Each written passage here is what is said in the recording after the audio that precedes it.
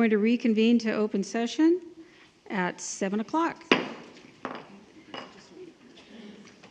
And I'd like to ask Nina, our student board member, to lead us in the Pledge of Allegiance.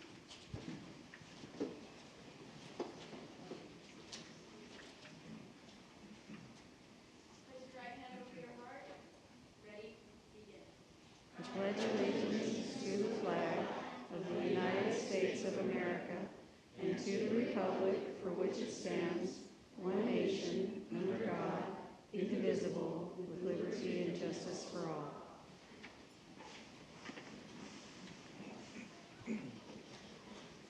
Okay, let the roll call reflect that all board members and cabinet are present.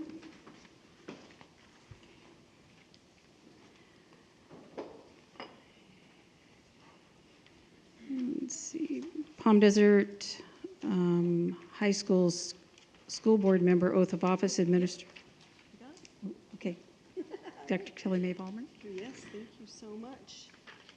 All right, so we have with us this evening our new student board member from Palm Desert High School, Nina Cabanyag.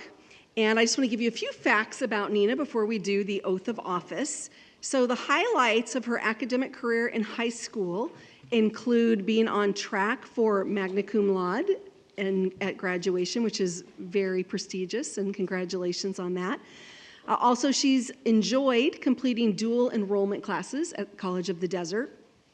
Some of her hobbies include baking, writing, art, and listening to a multitude of genres of music. She has quite the experience in leadership and volunteerism. She's been her class president for 3 years. She's in the National Charity League since 6th grade. She's on the Palm Desert High School School Site Council and has been so since her freshman year. And she recently started the self-care club at school and now is the student rep for the Bianca Reyes Foundation annual Ray of Hope Retreat Planning Committee. She's also volunteered with the Narrow Door, the Bianca Ray Foundation, Meals on Wheels, the Living Desert, BNP Tennis Tournament, and Safe House of the Desert.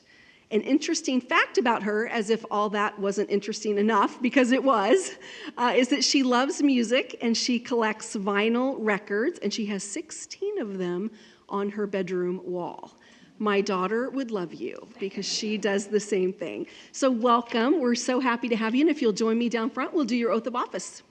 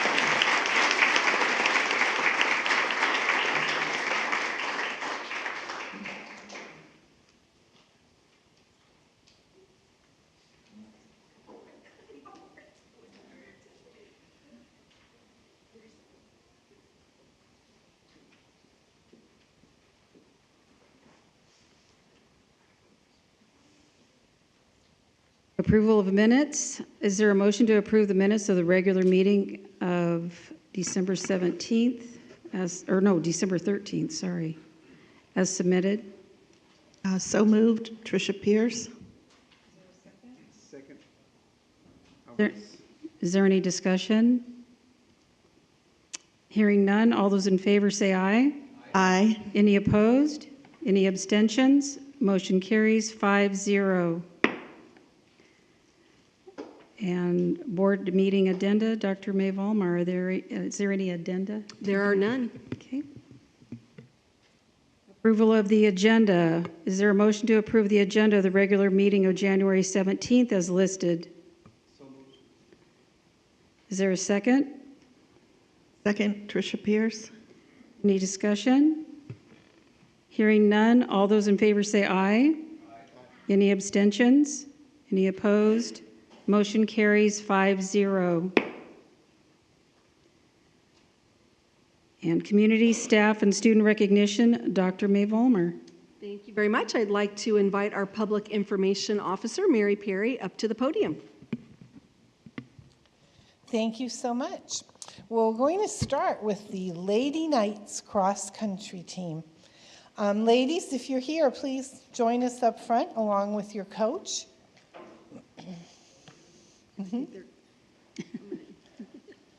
Anybody else? Mike Walsh here. I know David's here. Anybody that wants to come on up and join the group? So the Lady Knights, they are the first team in school history to make it to CIF finals. Wow. And then they took it a step beyond and they qualified for state finals. Wow. So they're coached by Richie DeTambo. Richie, up here. And I'm going to list the name of athletes, and if you're here, wave, okay? And let's also give a shout out to Principal David Dunn and Assistant Principal Sharon Kalkowski, if you guys want to wave.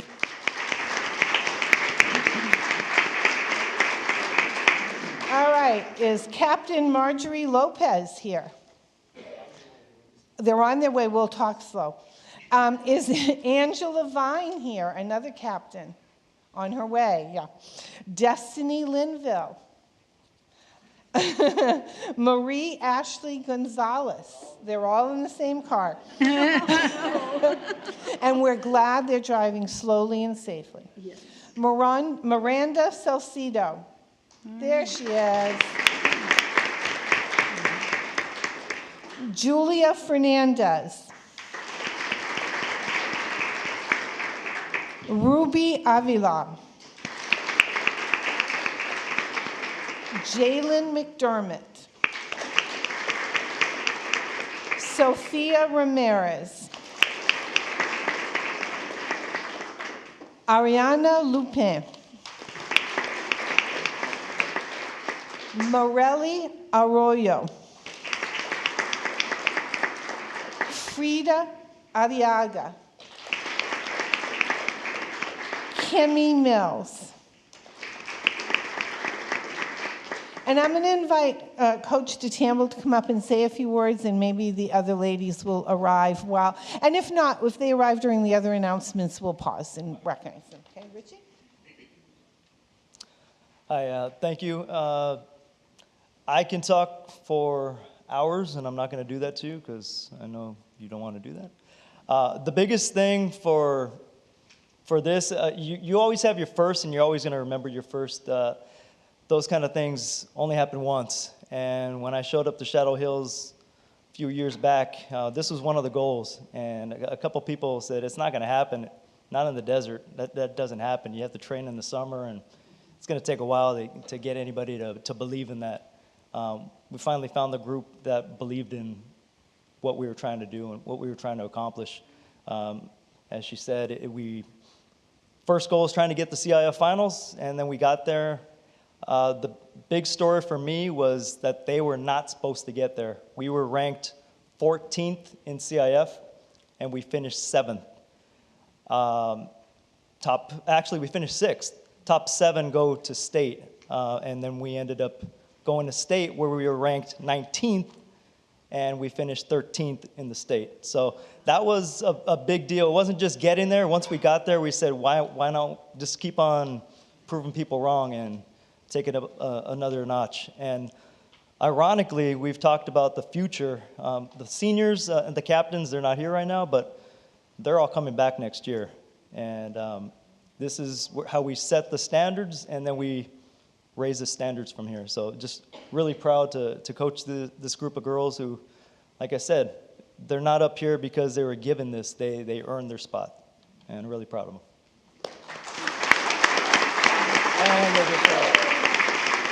And right on cue.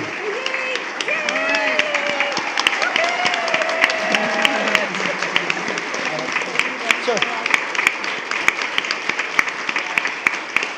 So arriving 25 minutes late. But they're not sprinters, we're distance runners. So we will actually, let's see, who is here? Oh, yeah, okay. Angela Vine. These are all seniors. Marie Ashley Gonzalez. Destiny Linville. And I am going to save Marjorie Lopez for last because not only was she part of this historic group for our school, but she individually is the first to medal at CIF finals, to bring home a medal. She finished third in Division III. And then, again, we take a step farther up. At state, she medaled 9th, so she was 9th in the entire state of Division III.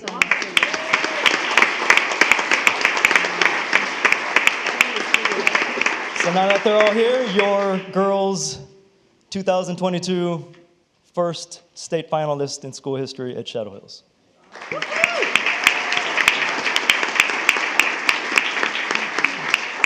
Thank you, ladies, and congratulations. You can go ahead and be seated. And I do know that the seniors are actively being recruited by colleges, so we're going to have to watch our Lady Knight seniors as they progress to college next year. For the first time this year, the Desert Sun held a competition called Desert Sun's Best of the Desert.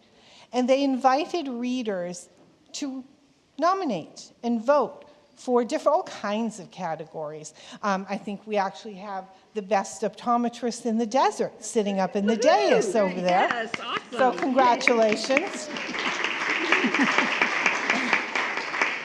We were also nominated in the category of public schools.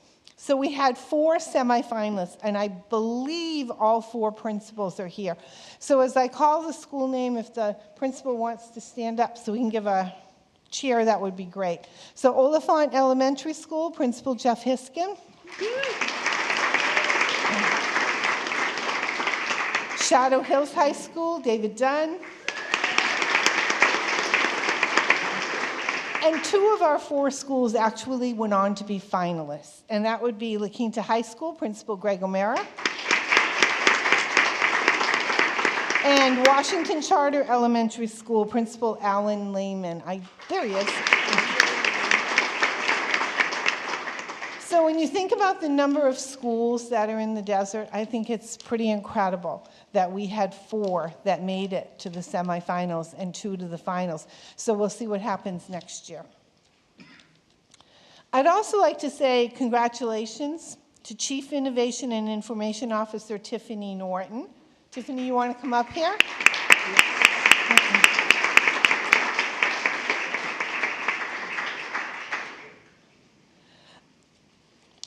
Tiffany is the newest graduate of COSN's Early Career K-12 CTO Academy for Ed Tech Leaders. There's her certificate.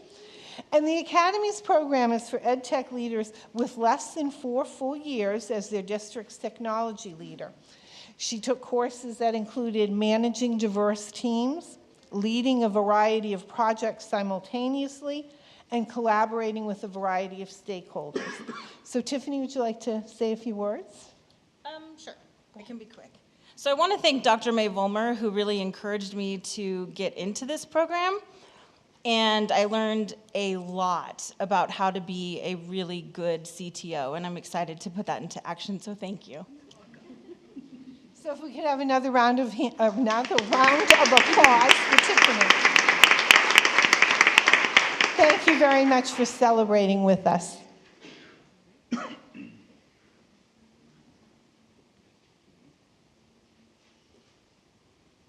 Introduction of newly and recently promoted employees. Dr. May Palmer. Yes, I will turn it over to Dr. Hyde. So good evening, board. I'm very excited to introduce a number of new managers. And as I call you managers, please step up to the dais and bask in the introduction and welcome. So first off, I'm very happy to introduce Kate Keener, the new brand new assistant principal at La Quinta High School. Please come up, Ms. Keener.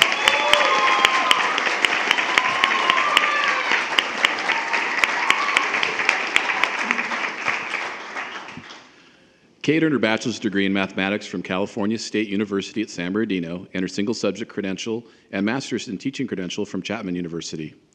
After completing the Desert Sands Leadership Academy's executive development program, she went on to earn her preliminary administrative credential. Kate has taught high school mathematics for 15 years, ranging from Algebra 1 to AP Calculus, serving as the math department chair at Shadow Hills for 7 years. She's also spent the last 3 years as a project facilitator in the district office. She is trained in AVID, IB, Advanced Placement, Solution Tree, Professional Learning Communities, and the CASP. Kate enjoys cooking and baking and spending time with family by the pool, at the beach, or traveling. She also loves to stay active by working out and volunteering at the YMCA summer camp. Kate would like to acknowledge her mother, Christine Preston, who is a longtime educator in the desert, as well as her brother, John Preston, who is principal at Ford Elementary School, as well as her husband, Chris, who teaches art and music at James Monroe Elementary School. Kate and Chris have 2 children, Cameron, 14, who attends La Quinta High School, and Kyle, 12, who attends John Glenn Middle School. Welcome, Kate. Please introduce your guest and say a few words.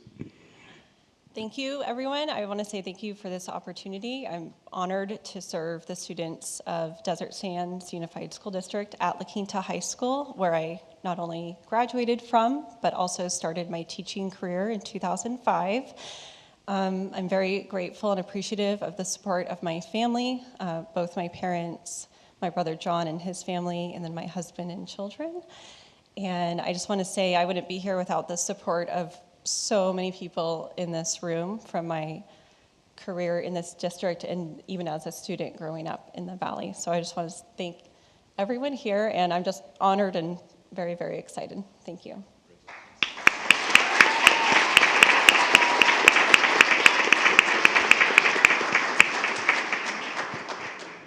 I'd like to welcome and introduce Greg O'Mara, principal of La Quinta High School. Greg, please come up to the dais. Greg earned his Bachelor's of Arts degree from the California State University at Fullerton, his teacher credential from University of La Verne, and his special education credential from the University of California at Riverside. He has a master's degree in educational leadership from Lewis and Clark College in Oregon. He has taught English, math, social studies, health, special education, and has over 30 years of public education experience, including 10 years as a high school principal. Greg also has experience as a district-level student support director and also as an assistant principal. He loves to raft, golf, and hike, and is proud that 4 years ago he committed to taking care of his personal health, lost over 115 pounds, and has kept the weight off with daily exercise. He would like to acknowledge his wife, Colleen, who is one of the many outstanding educators at Johnson Elementary School, and his 2 children, whom he hopes are studying right now, Kevin, a junior at the University of Oregon, and Kate, a sophomore at the University of Oregon, as well as his 2 sisters, Julie, a retired teacher, now working at the University of La Verne, supporting and mentoring new teachers, and Jana, who works for the city of Chino Hills. Congratulations, Greg. Please welcome your guest and say a few words. Sure. First, I'd like to thank the cabinet for their continued support. I'm losing my voice just a little, so I apologize for that. But I've just been so impressed with your team and your support. I can't be more honored than to take the baton from Dr. Wilson, who I know is back there somewhere. And I hope to care for La Quinta High School as well as he did. Continue on with the strong traditions of the high school. I'm very fortunate that my wife's in the audience tonight, supporting me again through this. And I'm so excited that Kate is here and her entire family. I mean, this is just remarkable to be here with her this evening, and looking forward to working alongside her with her knowledge of La Quinta High School and the deep understanding the deep traditions of the school. I don't know what else to say. I'm just really excited to get to work and get the job done and caring for for the high school. So thank you.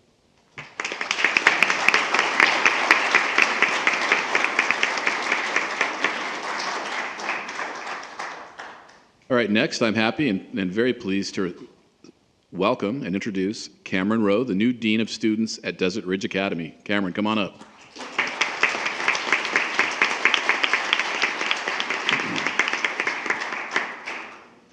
Cameron earned his bachelor's in sociology from the University of Redlands, his multiple subject teaching credential from Chapman University, and his preliminary administrative credential and master's in educational leadership from California State University, East Bay.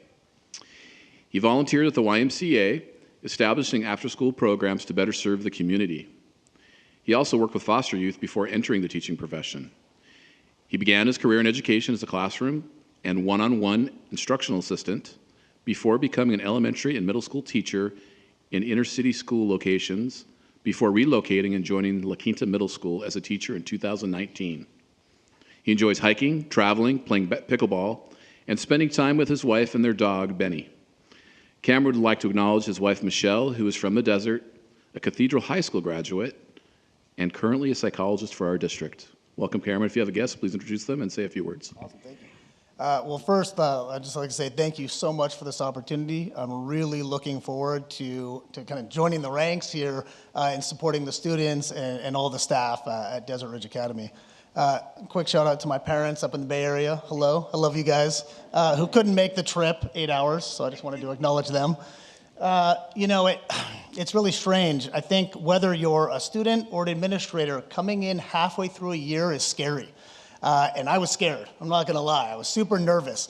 But when I got there, I had an extremely supportive administrative team in Mr. Garcia and Ms. Greenwood, who you guys have been amazing. Thank you so much.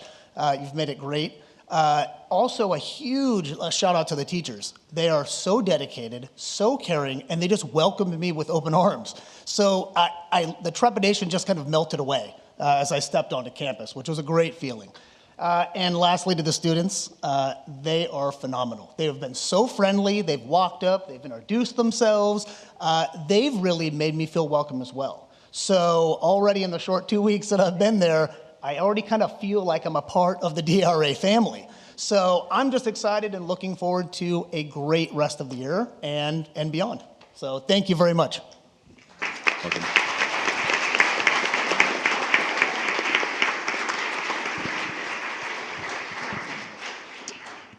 All right, I'm excited to introduce and welcome Brooke Triplett, the new assistant principal at Page Middle School. Come on up.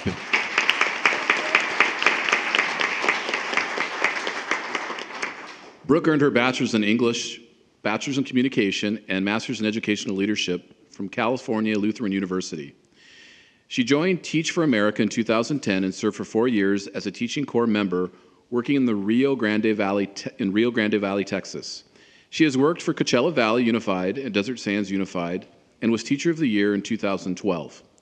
Brooke has participated in our Desert Sands Leadership Academy and completed Dynamic Mindfulness Trainer of Trainers to bring mindfulness to schools and students. Brooke is also a certified yoga teacher, yoga therapist, and mindfulness trainer. Brooke enjoys hiking, yoga, reading, traveling, and spending time with family and friends. This evening, Brooke would like to recognize her husband of 14 years, Stephen, and her 2 kids, Ian, who's 9, Grace, who's 8, as well as her dog, Max. Welcome. Please introduce your guests and say a few words. First, I'd like to say thank you so much to the board. I feel like it's an incredible honor and opportunity to get to serve as an assistant principal at Page Middle School for Desert Sands. My husband is at home with the kids, putting them to bed, but I definitely couldn't do it without him. I also want to just acknowledge there are so many people here today in this audience that have also helped me along the way. Elizabeth Hartman is an incredible leader, and I would definitely not be standing up here today without her amazing skills and guidance and support, as well as all the teachers at Indio Middle School who are incredible teachers. And I also want to thank Carrie Sperber for giving me the opportunity to be her assistant principal and welcoming me with just open arms. So thank you.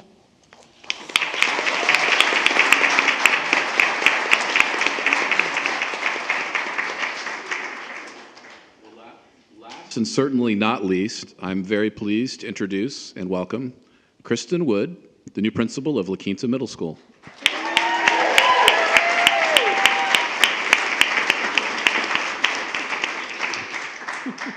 Kristen earned her Bachelor's of Science degree in Physical Education with an emphasis in athletic training, her teaching credential, and her Master's in Administrative Leadership from San Diego State University. She is in her 27th year with Desert Sands, having served as a teacher, instructional coach, middle school assistant principal, high school assistant principal, and most recently as the LCAP coordinator for the district.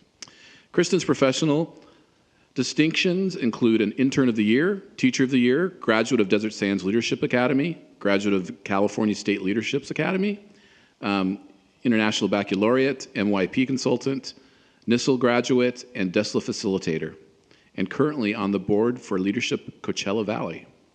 Kristen is a nurturer by nature and proudly is known as Mama Wood to the many staff, students, and families of not only La Quinta Middle School, but the district itself. She has 5 children, and all have attended DSUSD schools. 3 are college graduates, 1 is currently in college, and 1 is doing it right as a knight at Shadow Hills High School. Kristen loves animals. She has 2 dogs, a parakeet, a dragon, an adorable grand puppy. She'd like to thank her female role models who taught her how to balance career and family, her besties who always have broad shoulders and words of wisdom, and her family who understands about having to share many hours of attention when workload bleeds into family life. Kristen worked at La Quinta Middle School when she first began at the district from the years of 1996 to 2001, and she's excited to get back to her bulldog roots. Congratulations. Please introduce your guest and say a few words, Kristen. Thank you. First and foremost, thank you to Dr. Vollmer for giving me this opportunity and Cabinet for supporting that, and also for the board supporting. It's overwhelming how grateful I am for this opportunity. I don't want to get too emotional on it, but I'm so thankful and I'm excited. I'm excited to get back to La Quinta Middle and support that community. I was walking out to the parking lot tonight, and it's a beautiful campus. You see the mountains, and the students have been welcoming. They come up and shake your hand. So for middle school students to come up and shake your hand and introduce is incredible. The staff is amazing. Families that I've worked with have been amazing. I have my office staff here supporting as well, so I'm grateful for them. I came in that first day kind of hair on fire going, oh, let's do this, because it was that first day back from winter break. It was a SAS day, and so just a lot of feels going on right now. I do have Dr. Wood, who's up there, that I want to thank, my wonderful, adoring husband that has supported me every step of the way through our journey through Desert Sands as teachers all the way through administration. And then our 2 daughters are here. Lauren and Kaiden are in the back there. The boys are working, and so they weren't able to be here. But again, thank you so much for this opportunity. Words can't express how excited I am, and it's a little different coming up here and not doing a presentation on the LCAP. Just want to say, I thought I was going to have a PowerPoint and direct you guys, through the document, and now I'm just talking, so it's kind of odd. So thank you again, and thank you for everyone here who's here to support. There's so many faces in this room that have been amazing support for me, and broad shoulders that have carried all the different conversations that we've had to support all of our students here in Desert Sands. So thank you.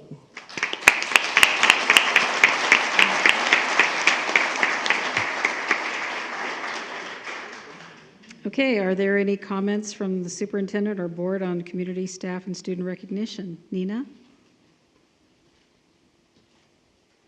There's definitely a lot of exciting changes within the community. It's kind of cool seeing changes in places that I'm familiar with. It seems like our students are in incredible hands, especially to Shadow Hills for the I'm sorry. Yeah. Right.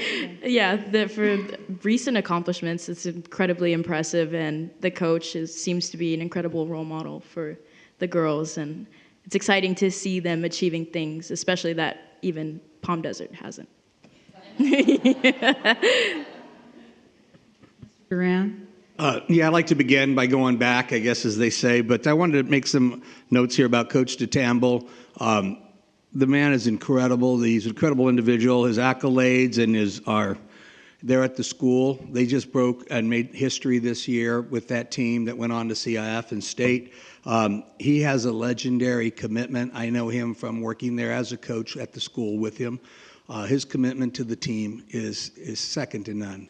And I wish they were still here. I thought it was pretty theatrical with the other girls running in towards the end, much like if you were at a meet, right? You know, there's some that come early and then there's some that come later, but they're all part of the team. So again, thanks, Coach DeCampbell, for all you do for Shadow Hills and all the students there. To those of you that have recently been promoted to new positions here, I want to welcome you and thank you for taking on the challenge to support our children here in Desert Sands Unified School District. Some of you come from near, some of you come from far, but you're all now part of the DSUSD family and world. We welcome you to the best of success throughout the rest of this year and through your endeavors throughout your career here at Desert Sands. Thank you so much. Thank you very much for coming this evening. Dr. Watson? I want to congratulate the Lady Knights. I appreciate the dedication and determination that those girls put forward. To the recently promoted, I'm always excited to see people that I know. So congratulations to Kate and to Mrs. Wood. And I know everybody will miss you at LCAP and your enthusiasm and making it very homey when we would come into the meetings. Mr. O'Mara, who I just met, and to Ms. Triplett and Mr. Rowe, welcome as well. Pierce? I'm used to being down on that end, so I get to say everything first. But I do say that I'm very proud of the Lady Knights and their accomplishments. Also, the Desert Sun recognizing our schools as the best of the best, and Tiffany's accomplishment with her certification as the COSIN achievements. And also a welcome again to all the new employees, some of who I know and some are just new to the district. Welcome. Mr. Alvarez? Recognize the efforts of our athletes. It takes a lot to get up early and run out there. So just kudos for that alone. But definitely the recognition they've earned and have been so recognized. So it's wonderful to hear about the many great things that they're accomplishing. And good to know that many of them will be coming back next year. So good job to them. And to Tiffany for her accomplishment, good job. We have a lot of new administrators. It feels exciting when you take a new position. You're instructional leaders, and there's a lot of responsibility there, but you will do great. You have a great support system, not only in your fellow colleagues, but up at the district office. So know that you will be supported, and looking forward to the great things that you'll be accomplishing. And that's about it. Now, everybody's pretty much said everything, but I just have to say, Knights do it right. So that's so awesome. I'm so excited.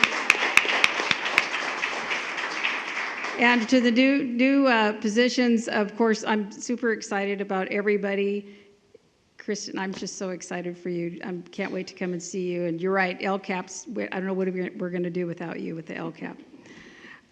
But yeah, the four schools, best of the best, Oliphant, Shadow Hills, La Quinta, and Washington Charter, that is awesome. There are four, and we are it. Desert Sands rocks. So super excited about that.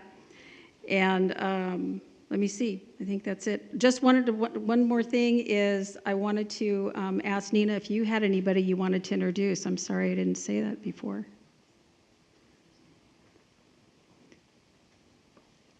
So first, I'd like to start by just thanking you guys for making this as easy as possible for me, or helping me kind of just coming out here and doing this. It's definitely very exciting, and I'm very honored to take on being a student board member. With that being said, in the audience, I have some family and staff from our school. Our principal came, and that means a lot to me, and our ASB coordinator, who's been with me since freshman year, having to listen to me and handle my stresses as well. It's all of my friends and my family who came. I just thank you guys for coming and supporting me always. So Palm Desert has given me so many opportunities, and I could go on and on about all the different things that I've gotten to do because of being a student there.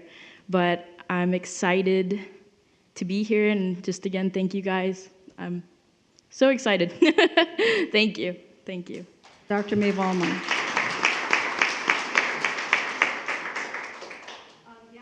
Everyone did such a great job, as was already mentioned. We're so proud of all of our schools, and Shadow Hills High School, what a great accomplishment. I love when the students show up and to be able to share in the joy of their accomplishments, so that's always very special to me. And congratulations to all of our new employees that were promoted or newly hired that were introduced this evening. We're very excited about what we know all of you will bring to your new roles and can't wait to see that happen. I did just want to say, out of the finalists, as Mary so eloquently stated, we had 2 of our schools that were finalists in the best of the best competition. But what she didn't say is there were only 4 finalists. So out of the 4 finalists, 2 of them were Desert Sands schools. So I just think that's pretty amazing. And then I'd certainly want to just give Tiffany a great congratulations. She'll always underplay her achievements, but COSIN is a national organization for CTOs, and it's actually the industry leader in organizations. And so she went through a year-long course that was rigorous. So to say she learned a lot is definitely an understatement. So I just applaud her sticking to it and really embarking on such a really important learning opportunity for her and for the district. So congratulations, Tiffany.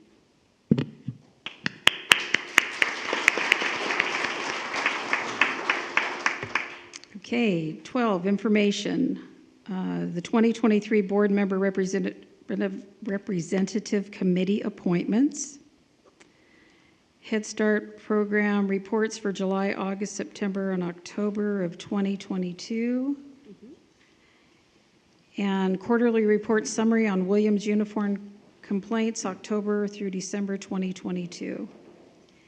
And then staff conference items, Dr. May Vollmer. Yes, we actually have 3 this evening, so I'm going to turn the introduction of the first 2 over to Dr. Wood. All right, thank you, Dr. Vollmer. So tonight, Educational Services have 2 presentations. The one that's showing right now is the second one. Hey, there we go. The first presentation will be on the 2022 California Dashboard, and our Coordinator of Assessment and Accountability, Ms. Lee Baird, will be presenting tonight. Lee. Thank you. Hello and good evening. I'm happy to be here today to share with you the 2022 California School Dashboard. It's a new baseline for us in 2022. California's accountability system is the California School Dashboard. The dashboard includes measures for the 8 LCFF state priority areas. The state indicators include 2 types of performance indicators, local indicators and state indicators. Connecting the LCFF priorities, the local indicators are shared with the Board of Education each June with the adoption of the LCAP and are reported publicly on the dashboard each year. Connecting, gotta get in my groove here with my mouse. State indicators include measures of 4 LCFF priority areas, including data gathered from state assessment results and data reported in California's Longitudinal Pupil Achievement and Data System, CalPADS. Today's presentation will focus on the state indicators. Federal and state data is disaggregated into 13 student groups. Today, we will share data for all of our student groups, but we'll dive deeper into 3 student groups: our students with disabilities, foster youth, and English learners, whose data indicate the most need. The 2022 California School Dashboard indicators are one of multiple means to measure school district and school achievement. The dashboard looks different in 2022 as a result of AB 130 that required that California only report a current year status and performance level. Each indicator has 5 performance levels from lowest to highest performance and is visually represented by a series of purple and gray images that resemble cell phone bars. Let's look at our state indicators, starting with the academic indicators for English language arts. The academic indicators are calculated by student achievement on the 2022 Smarter Balanced and California Alternate Assessments in English language arts and mathematics. They include results from students in grades 3 through 8 and grade 11. The academic indicators measure how many scale score points each student is from meeting standard to create a distance from standard, or DFS.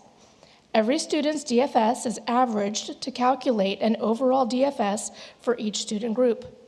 Let's look at an example. This slide shows 4 students with an individual DFS. Positive numbers represent the number of scale score points a student scored above standard, and negative number represents the number of points the student scored below standard. We simply add the numbers and divide by the number of students. In this case, you can see a wide range of results adding up to 14, then divided by 4 students, earning a DFS of 3.5. As a whole, this sample student group scored 3.5 points above standard. This graph shows the English language arts distance from standard for all student groups in Desert Sands. A student group must have 11 students to be reported, which is why you do not see a DFS for our Pacific Islander students.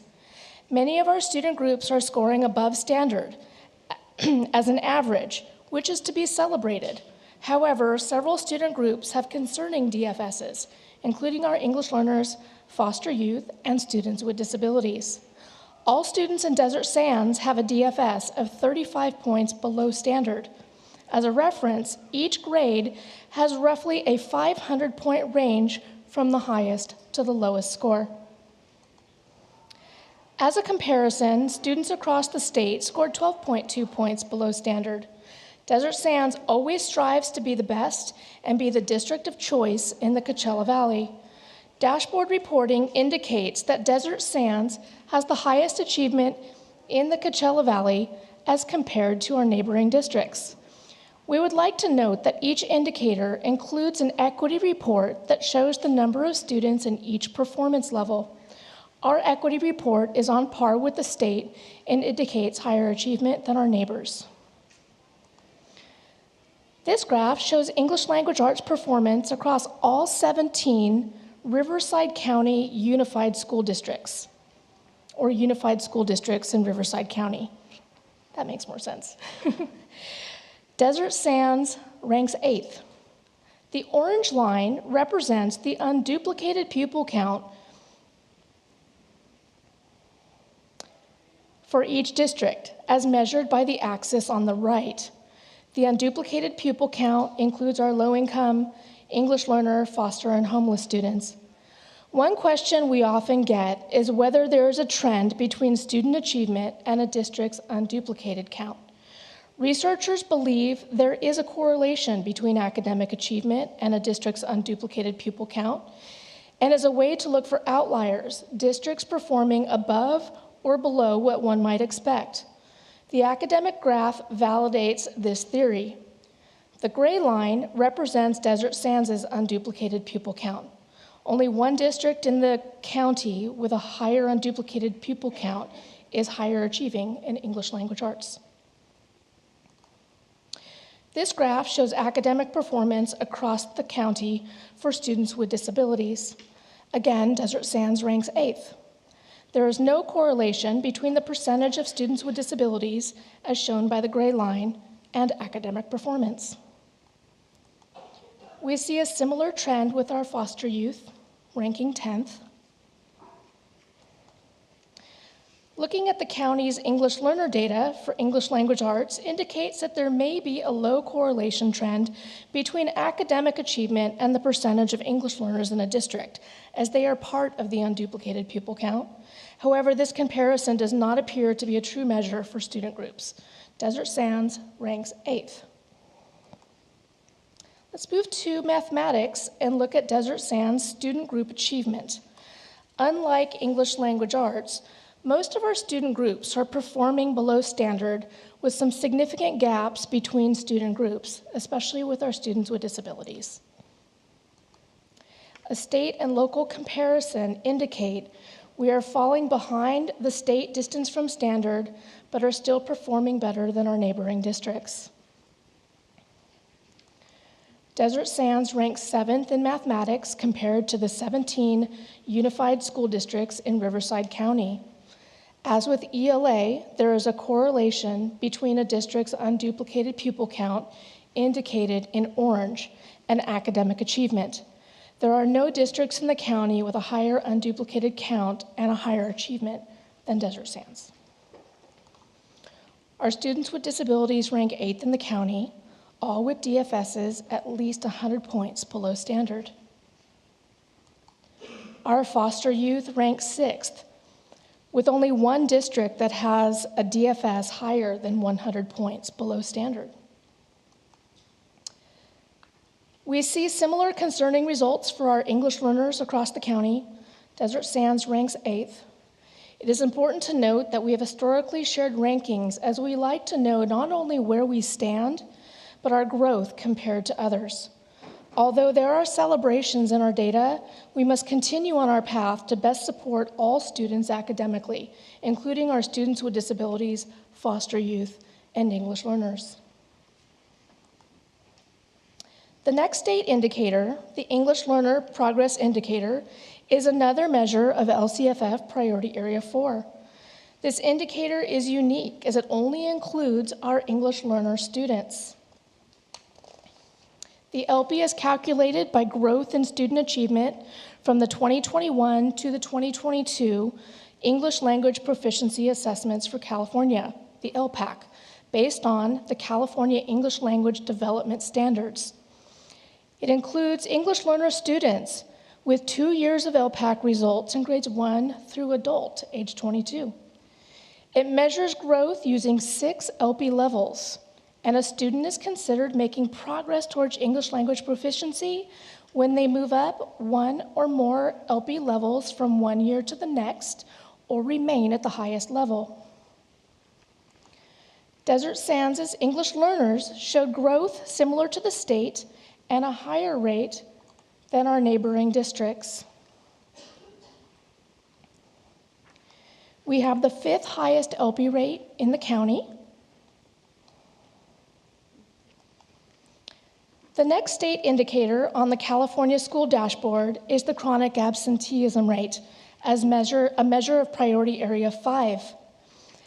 A student is a chronic absentee if they miss, for any reason, 10% or more of their instructional days. That is only 18 days out of a 180-day school year calendar. Chronic absenteeism rates skyrocketed this past year for all of our student groups. We see a trend of high chronic absenteeism rates across the state and the county, presumably as a result of the COVID-19 pandemic.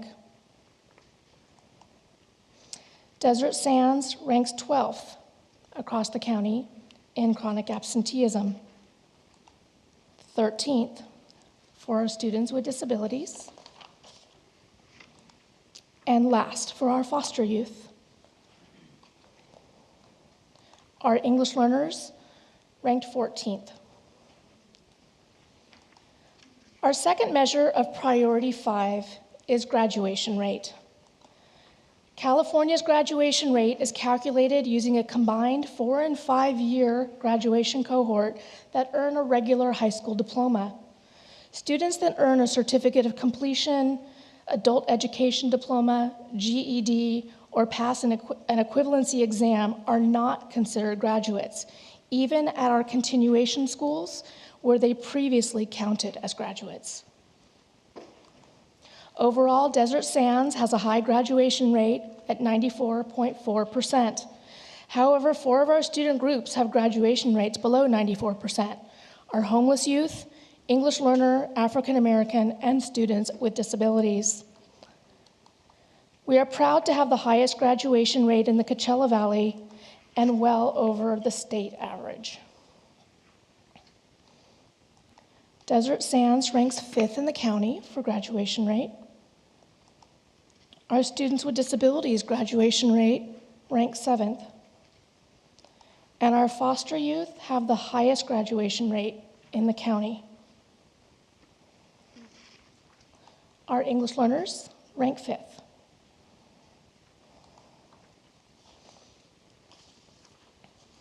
The last indicator on the California School Dashboard is the suspension rate, a measure of priority area 6. Suspension rates are calculated by dividing the number of students that were suspended at least once and dividing by the cumulative enrollment. This graph shows the suspension rates for all student groups in Desert Sands. Although our average is 3.5, we have several student groups that are being suspended at higher rates, including our homeless youth, students with disabilities, foster youth, and African American students. Our suspension rate, although slightly higher than the state average, is the lowest in the Coachella Valley. It is also notable that we do not have any student groups with a very high suspension rate performance level, as indicated by the equity report. Desert Sands suspension rate ranks at 9th in the county, 10th for our students with disabilities, 3rd for our foster youth, and 10th for our English learners. Thank you for your attention as we shared the state indicators on the California School Dashboard.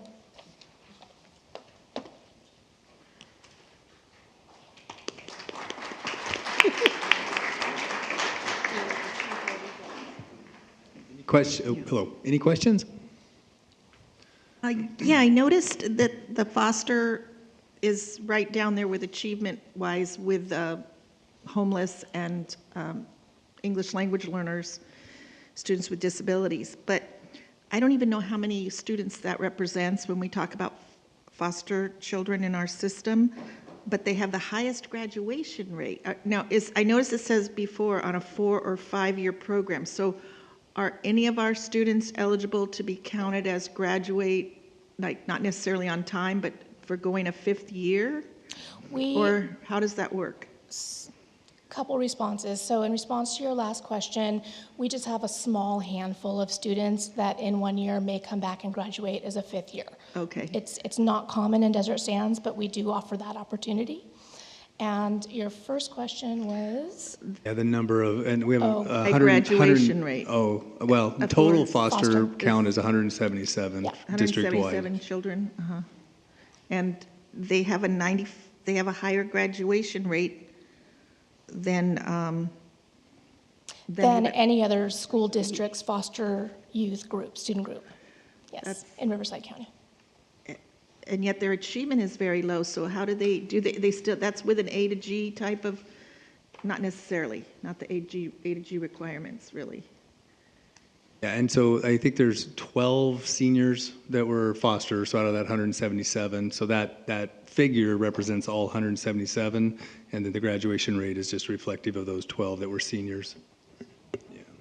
When you have a small student group, it leads to larger variations from year to year, so we may see something a little different next year. Thank you. Anything else?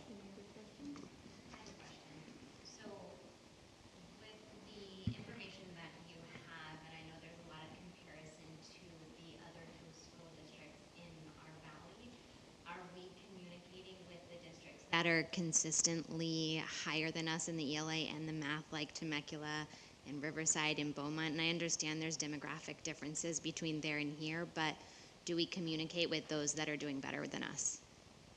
Absolutely.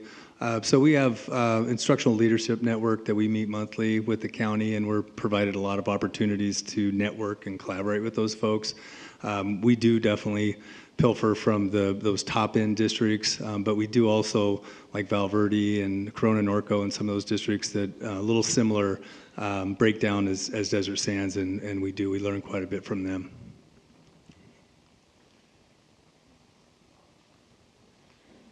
I don't have any questions, but this was a lot of interesting information. Thank you for taking the time to present that. My pleasure. All right, thank you. Thank you so much. All right, thank you, Lee, and thank you to your team. All right, our next presentation will be on our English learner progress, multilingual learner progress. Our presenting tonight will be our Director of State and Federal Programs, Dr. Angela Randolph, our Coordinator of Multilingual Learners, Nancy Alvador, and our Senior Director for Curriculum Instruction and Assessment, Dr. David Gustafson. Good evening, Board of Trustees, Superintendent May Vollmer, and Cabinet. Thank you so much for the opportunity to present this update to you tonight. Before we get started, I would like to elevate a few of the aspects which Lee Baird just mentioned. First and foremost, our ELPI, our English Learner Progress Indicator, is positive, however, it is not enough. When we dig deeper into the data, we realize there are certain schools and certain grade levels that have opportunity for growth, and it's our expectation that we're going to meet their needs to ensure that those students rise to the occasion and close the linguistic gap. Second of all, we know that the students are not making progress, the English learners are not making progress in ELA and in math. That was shown in the presentation provided in October to the governing board, which was attached to your Friday letter last week for your reference. And finally, when we look at our reclassified fluent English proficient students, they're also known as RFEP students. Typically, an average time frame to learn and to be reclassified is 5 to 7 years. We know when we reclassify students within the 5 to 7 years, then those students will have an opportunity to access electives and other course opportunities. However, if students don't reclassify within that time frame, they become long-term English learners, and they don't have the same opportunities as students who reclassify in a timely manner. So I wanted to preface the beginning of the presentation with that, and so we'll move forward. Oops, back one. We found a clicker. Oh, good, thank you. Okay, so this presentation, as you noted on the first slide, it said English Learner Program Update. Now you see a slide that references the Multilingual Learner Master Plan. The committee that wrote this plan was a process of 3 years. We worked with the Center for Equity for English Learners from Loyola Marymount University. And through that process, the world of English learner programs evolved, and the word multilingual became more prevalent.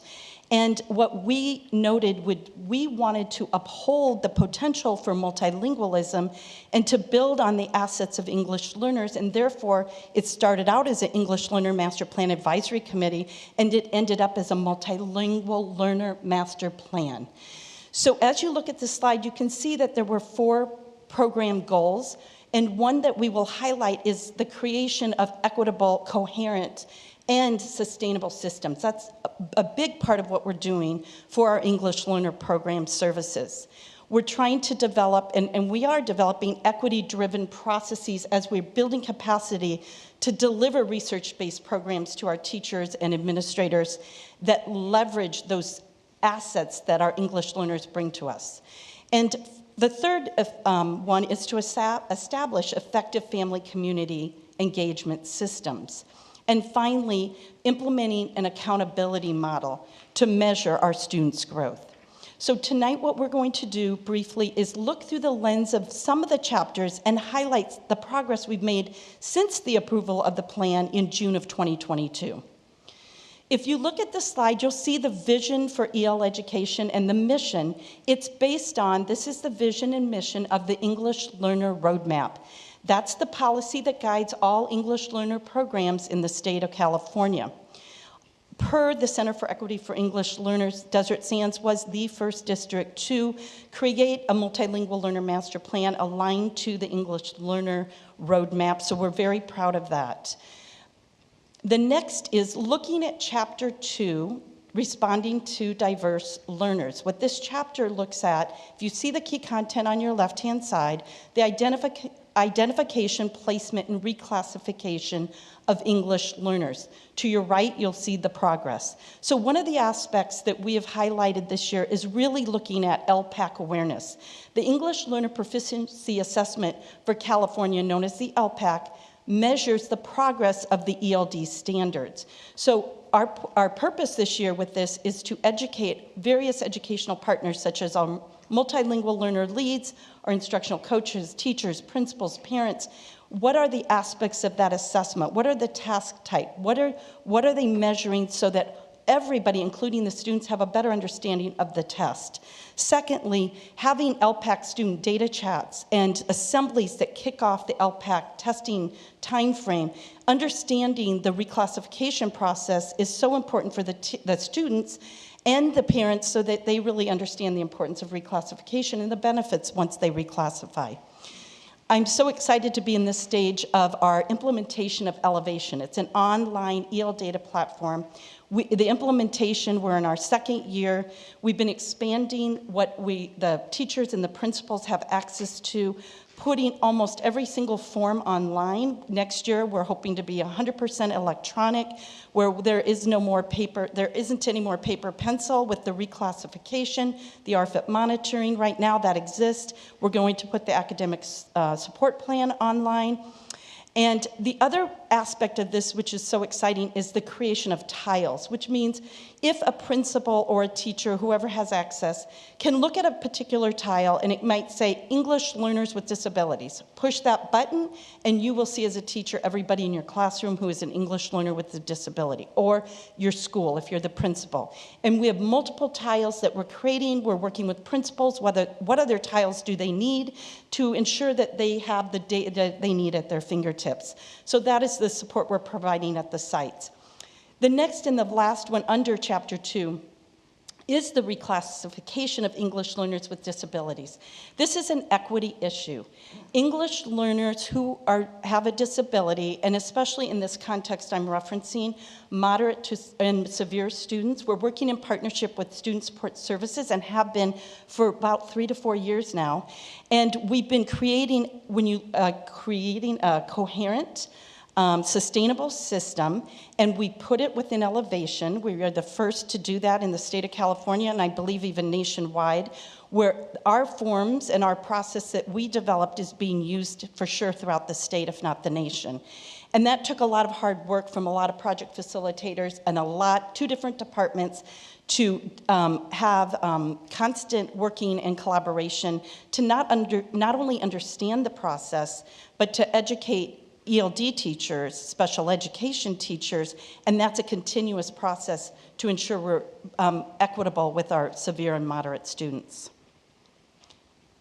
So this Chapter 3 is on language acquisition program options. In the state of California, the minimum requirement is for every English learner to be in a structured English immersion program. If your district, like us, we're so happy and fortunate to have a dual language immersion program, you can also have that program, which is at Reagan and Jackson Elementary Schools, and it is expanded to 3rd grade this year. And we have an extensive partnership with the California Association of Bilingual Education, CABE, also known as CABE, and the DLI teachers receive extensive professional development, which involves coaching cycles, modeling lessons, etc., and parent outreach. So the other aspect to this chapter that we wanted to highlight was we have the Seal of Biliteracy in Desert Sands, and we have done really well in that aspect with the number of students that receive the Seal of Biliteracy. What we are growing and we're building the infrastructure this year is Pathway Awards.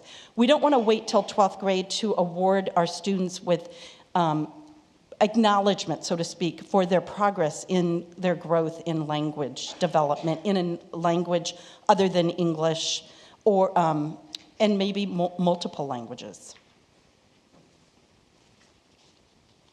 Good evening, Board President, board members, our esteemed superintendent and assistant superintendents. I'm very excited to go over Chapter 4 and Chapter 5, which address the progress that we have made. With greater intentionality and support, we are increasing professional development. As you can see here, we have been providing designated English language development for teacher support. Our project facilitators have been providing that support at the elementary level. We have Benchmark Advance that is going to be facilitating an ELD professional training that's going to be probably in the fall of this year Our middle schools continue to use Study Sync and incorporating Explorer and Avid strategies, and we're seeing much success amongst our English language learners, especially our LTELs. They're making great progress with academic vocabulary, using complete sentences, collaborating with one another. We're very excited about that work. Our high school is using Study Sync as well, and we're so proud to we're going to be actually providing newcomer support for our teachers that have newcomers in their classrooms, so we're going to be providing professional development in that area. Also, we're going to be front-loading our ELD interventions. We have 10 ELD intervention teachers / coaches that are going to be providing support at the elementary level. We're very excited about that. And also, we have additional teachers at the secondary sites that are going to be providing support at the high schools to lower class size so that all students are receiving English language development, and it also opens up the master schedule. As you can see on the left-hand side, this is in the key content area. Chapter 4 also entails the comprehensive ELD, designated ELD requirements, language appraisal team monitoring, grouping, considerations for ELs with disabilities. And we are so excited that last week we are providing actually a 3-part series that provides professional development in regards to our ELs with disabilities. Our first session last week had close to 60 teachers filled up Deck North, and I mean, that was just incredible. It was awesome because every school in our district was well represented. We are so proud of our teachers, and thank you for coming out to that presentation. We have 2 more left this month. And finally, best practices. We're going to be providing support in best practices for designing designated ELD training. So we're very excited about that. In Chapter 5, we are going to be talking about access to core curriculum and integrated English language development. As you can see, the key content in Chapter 5 is it goes over integrated ELD, primary language instruction and support, multi-tiered systems of support, and considerations for ELs with disability. Again, we've been providing professional development and structured academic support time, also known as SAST, in providing them with integrated ELD instructional strategies. We've also provided support for the certificated educator orientation. And finally, Tier 1 professional development. Our ELA project facilitators and our ELD project facilitators are collaborating and providing Tier 1 professional development for our schools. A key component of the EL program is a language appraisal team. A language appraisal team, the purpose is to progress monitor or ensure that students are making progress linguistically and academically. And as I mentioned earlier, the academic support plans are the last form that we plan to put into Elevation. Those plans are plans that address the needs of at-risk of LTEL, that means at risk of long-term English learners, as well as long-term English learners. So looking at the academic support plans, we're gathering data on iReady, CASP, and LPAC, and ensuring that teachers are aware and the students are aware of their status, as well as, in some instances, depending on grade level, which they're older most of the time anyway, but that they're looking at their own goal setting, the students are, so that they can set their goal for reclassification. So you have the language appraisal team, which is specifically a part of the EL program, and then in addition to that, the school site Tier 1 and Tier 2 leadership team, part of their goal and part of their process is to look at best instruction for all kids, which ensures looking at ELs and looking at Tier 2 intervention for our English learners also. So as part of Chapter 6 in the Multilingual Learner Master Plan, the A through G Completion Improvement Grant serves as another way in which we actively support and monitor the progress of our English learners. Last April, Desert Sands Unified School District was awarded nearly $2.3 million as part of California's A to G Completion Improvement Grant Program. To qualify for this grant, Desert Sands developed a comprehensive plan outlining how the funds will be used to increase or improve services to English learners and other high-need student groups. The plan focuses on efforts in ensuring access to rigorous A through G courses, providing opportunities for students to retake and validate A through G courses, and closely monitors our English learners' progress towards becoming A to G eligible. You'll recall that for a student to be considered A to G eligible, a student must complete, with a grade of C or better, a sequence of certified high school courses that meet the minimum eligibility requirements for admission into the University of California and Cal State systems. Since receiving our first apportionment last April, Desert Sands has started utilizing these funds to add a counselor on special assignment and 4 A to G bilingual paraeducators at each of our traditional high schools. These positions are in classrooms and across campuses working directly with students, families, teachers, and school counselors, and play a critical role in building a bridge between home and school. On a side note, Desert Sands will be the first district in Riverside County to deploy A through G bilingual paraeducators to support our students. Finally, Desert Sands has leveraged these grant funds to increase access, improve services, and monitor students towards A through G eligibility. A few highlights include 5 additional days each summer for our high school counselors to engage in A through G evaluations, assist in the development of master schedules, and monitor our student progress towards A to G. Educational Services looks forward to providing regular updates to our board and educational partners on our progress for the A to G grant. In Chapter 8, looking at staffing and professional learning, we are currently collaborating with the Riverside County Office of Education, Molly McCabe in this instance, to build capacity with our project facilitators. And we look forward to enhancing what has already occurred, her work with Jefferson Middle School. There has been great progress with the work she's done with the staff there and taking that learning and applying it district-wide. Also, looking at designated ELD teacher support by our project facilitators, it's our goal to continue to enhance all of our project facilitators as they continue to provide direct instruction, and eventually we'll be doing coaching cycles and lesson studies. Our family school partnerships, as many of you know of the term PIQUE, Parent Institute for Quality Education. We have an extensive program in Desert Sands, and I'm proud to list all these schools that are providing this service to their parents. So PIQUE is an extensive parent education program and has proved to be very successful. ELAC is our Site English Learner Advisory Committee, and the DLAC is our District English Learner Advisory Committee, and we are continuing to implement those programs in the district, or those committees. Footsteps to Brilliance is a bilingual early literacy family literacy program. It's a program extended to our families and our EL students throughout the district, and it's an extended learning opportunity beyond the school day. We have EL parent workshops. Erica Alfaro, you heard about her earlier this year. That was an extremely successful presentation she provided us. Tonight you'll see a contract for David Ramos, pending your approval. We will have 5 presentations by Mr. Ramos, 3 in person, 2 via Google Meet, so that we can address the needs of our parents. So, it is our intent that this plan, our multilingual learner plan, be used as a resource to ultimately guide all of us, to guide our leaders, to guide our teachers, to guide all of the educators toward a systemic and instructional practices for our English learners. In the words of Nelson Mandela, if you talk to a man in a language he understands, that goes to his head.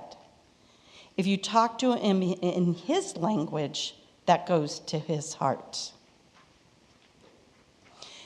I'd like to acknowledge all of the people that were part of the English Learner Master Plan originally. The committee was called the English Learner Master Plan Advisory Committee. We had an extensive committee of various educational partners, and then throughout the 3-year process, we had a multitude of subcommittees. And the writing of the chapters and the rewriting of the chapters, our lead writers listed up there, Patricia Doherty, Carrie Kenny, Elaine Lethko, Joanne Lira, and Richard Romero. They deserve kudos for their extensive work on the master plan, which became the Multilingual Learner Master Plan. So that concludes the presentation, pending any questions.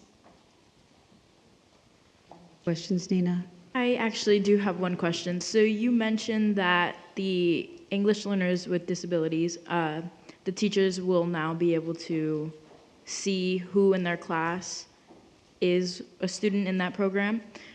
Will there be any way for those students to opt out of their teachers having that information in instances where they're not comfortable with it, or? You know, it's a benefit for the teacher to understand who in their classroom is an English learner and who has special needs.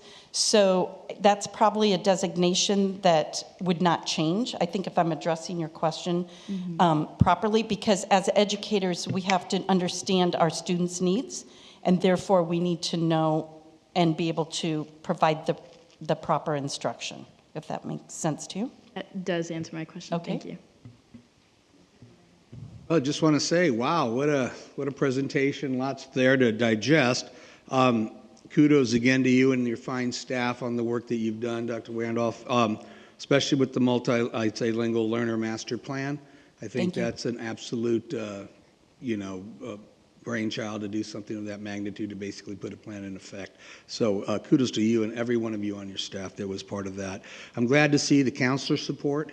I think that's an incredible component in everything, oftentimes overlooked, overworked, and underappreciated. So thank you for doing that. That's an incredible component. The A through G para-educators, I think, is another idea out of the box that's just remarkable. So again, fabulous thing there. First in Riverside County, again, goes to the I would just say the aptitude of your team. So again, kudos there.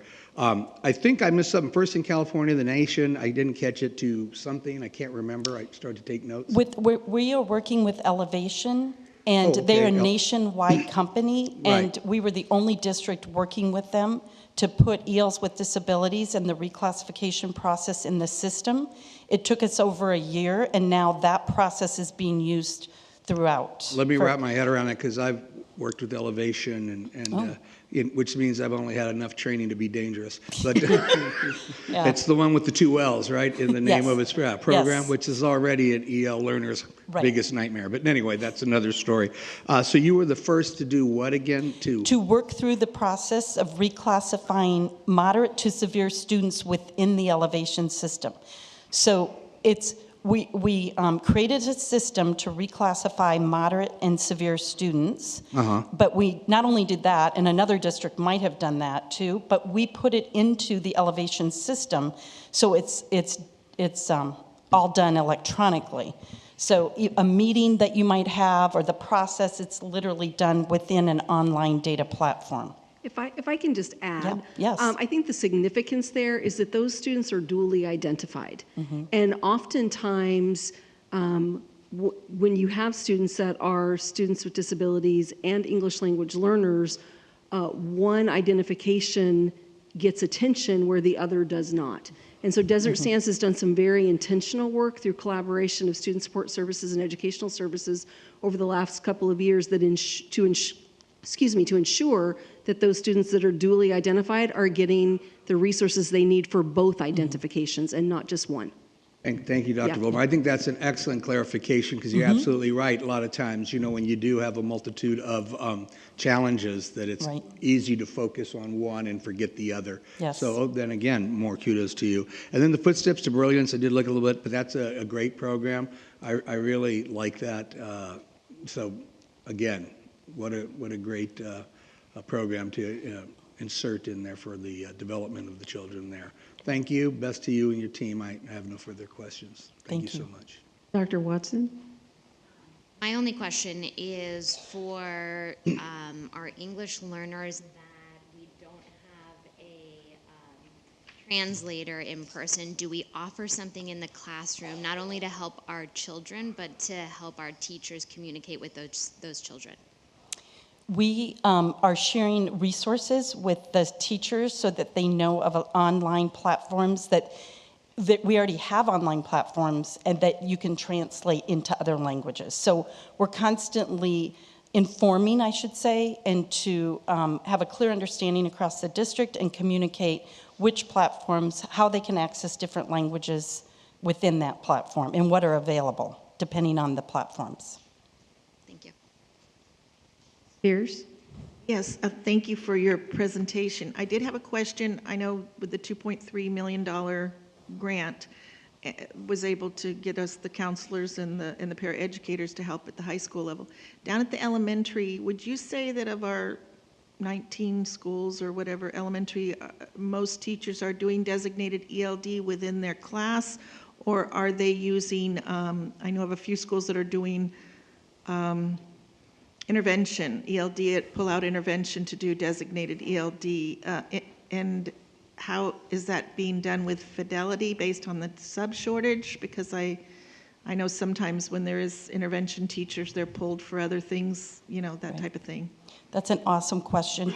Nancy Velador is doing site visits, and we are doing, walking through classrooms and looking at our practices as we speak to ensure that all of our EL students are getting the protected time as required by state law. Comprehensive ELD program includes both designated ELD and integrated ELD, and we're enhancing or providing, like she said, there was a statement on one of the slides that said a training to help the principals create an ELD schedule. So that's part of the whole process to ensure that it gets, it's just like ELA and math, it's an everyday core class. Yes. Intervention is different.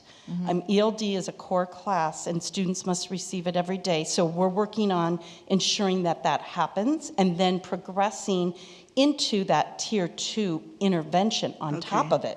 Okay, So that I they see. get the tier 2 interventions for language development, not just ELA or math, but language development. Okay, thank you.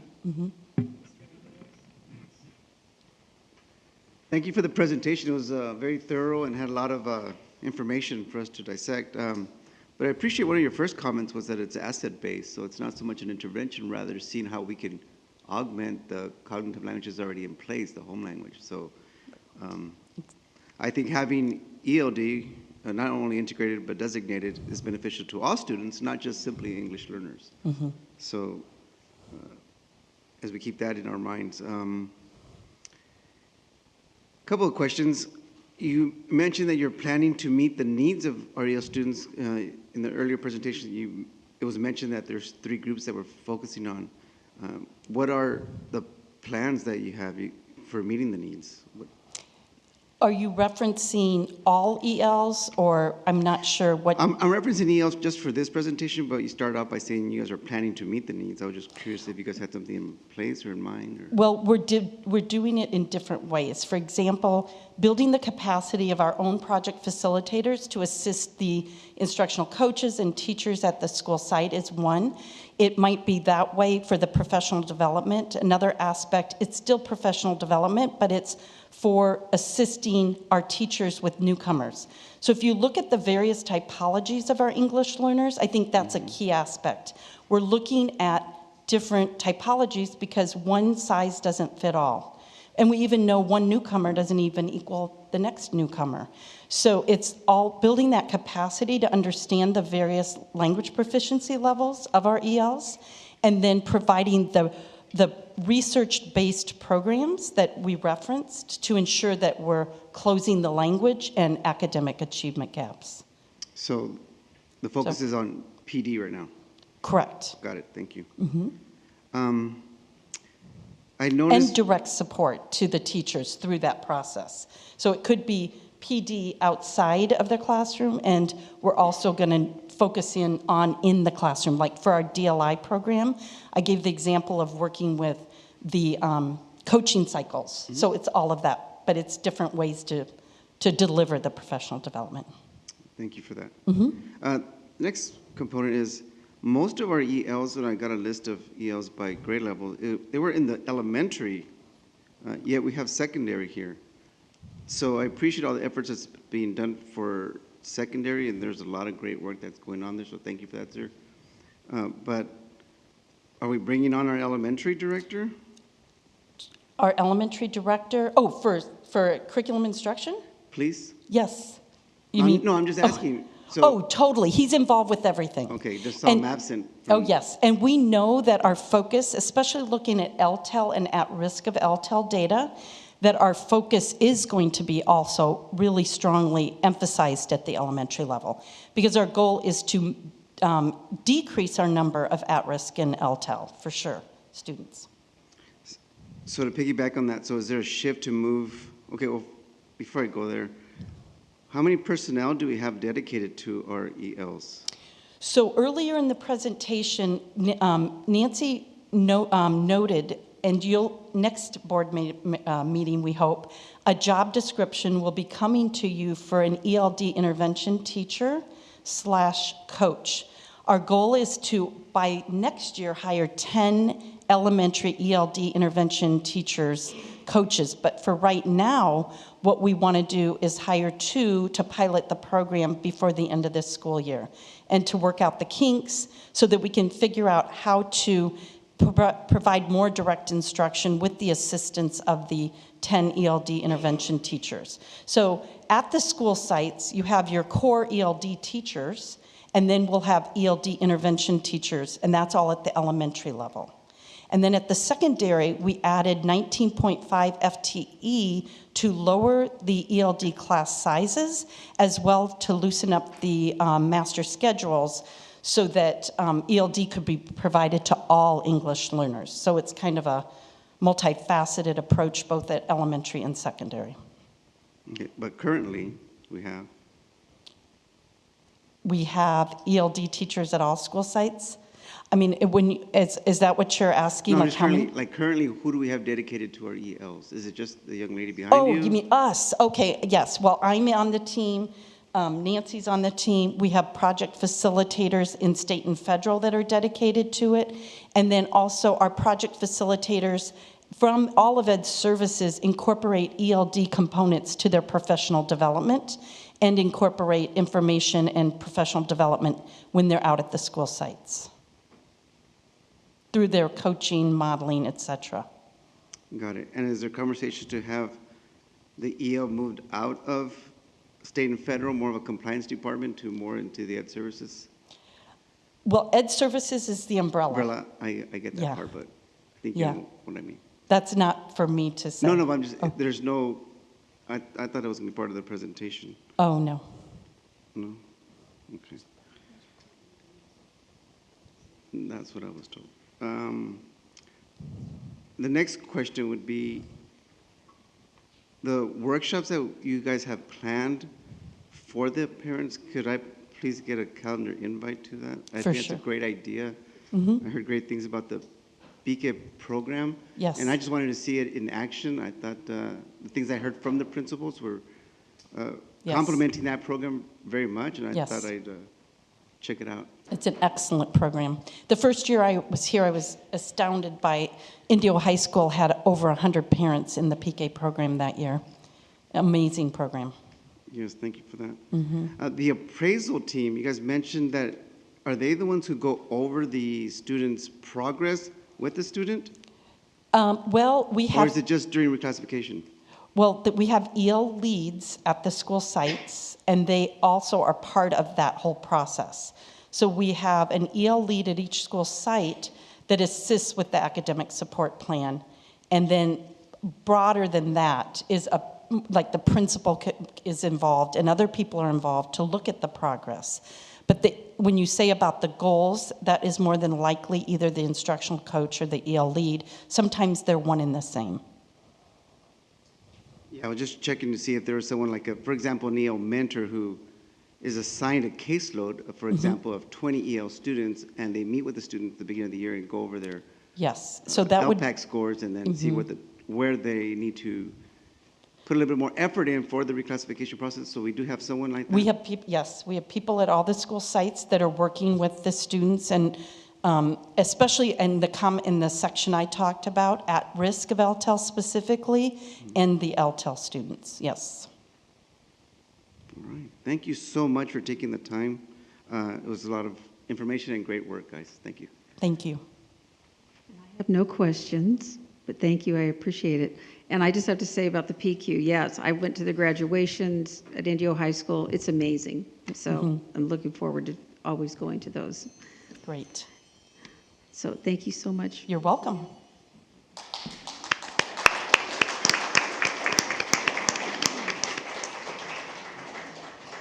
And next we have the governor's budget update.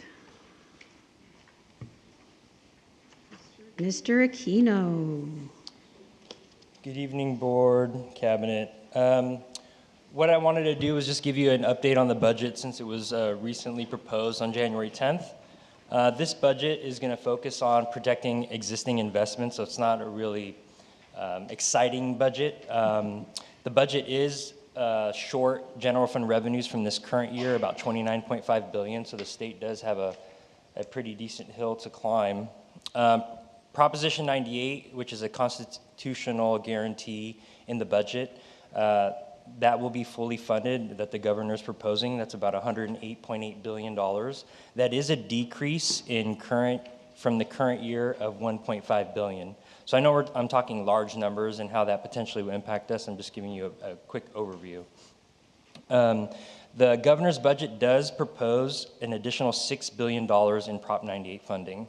And how they're able to achieve that is $7.4 billion in increases and $1.4 billion in reductions. So that about 8.13% or $5.5 billion, he's proposing to fully fund the COLA. If you're curious to know what that means to us in dollars, it's about $15.7 million. They're also proposing to reduce the art and music block grant. That art and music block grant that we were anticipating receiving this year, which we have to tie a plan to that, is about $14 million.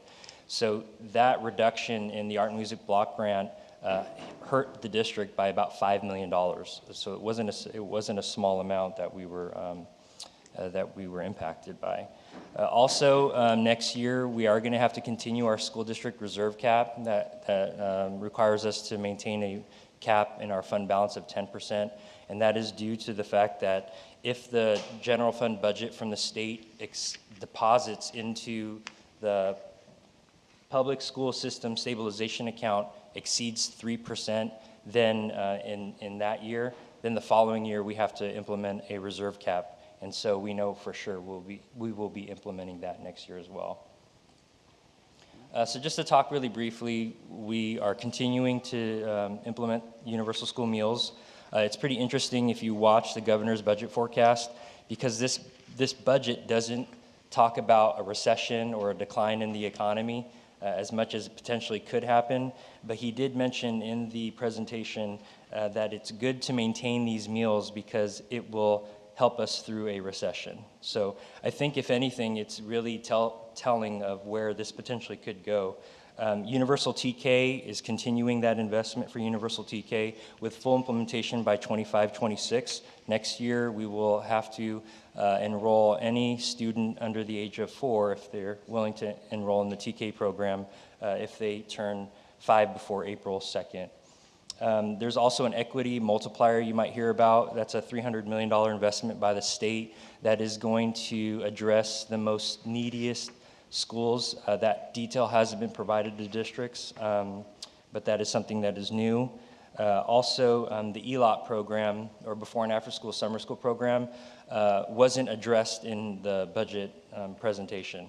But the LEO did, as a side note, the LEO did advise the legislature that they can access this program in the event that there's a situation that they need to look at supporting other programs, because that program did jump from $1 billion to $4 billion this current year.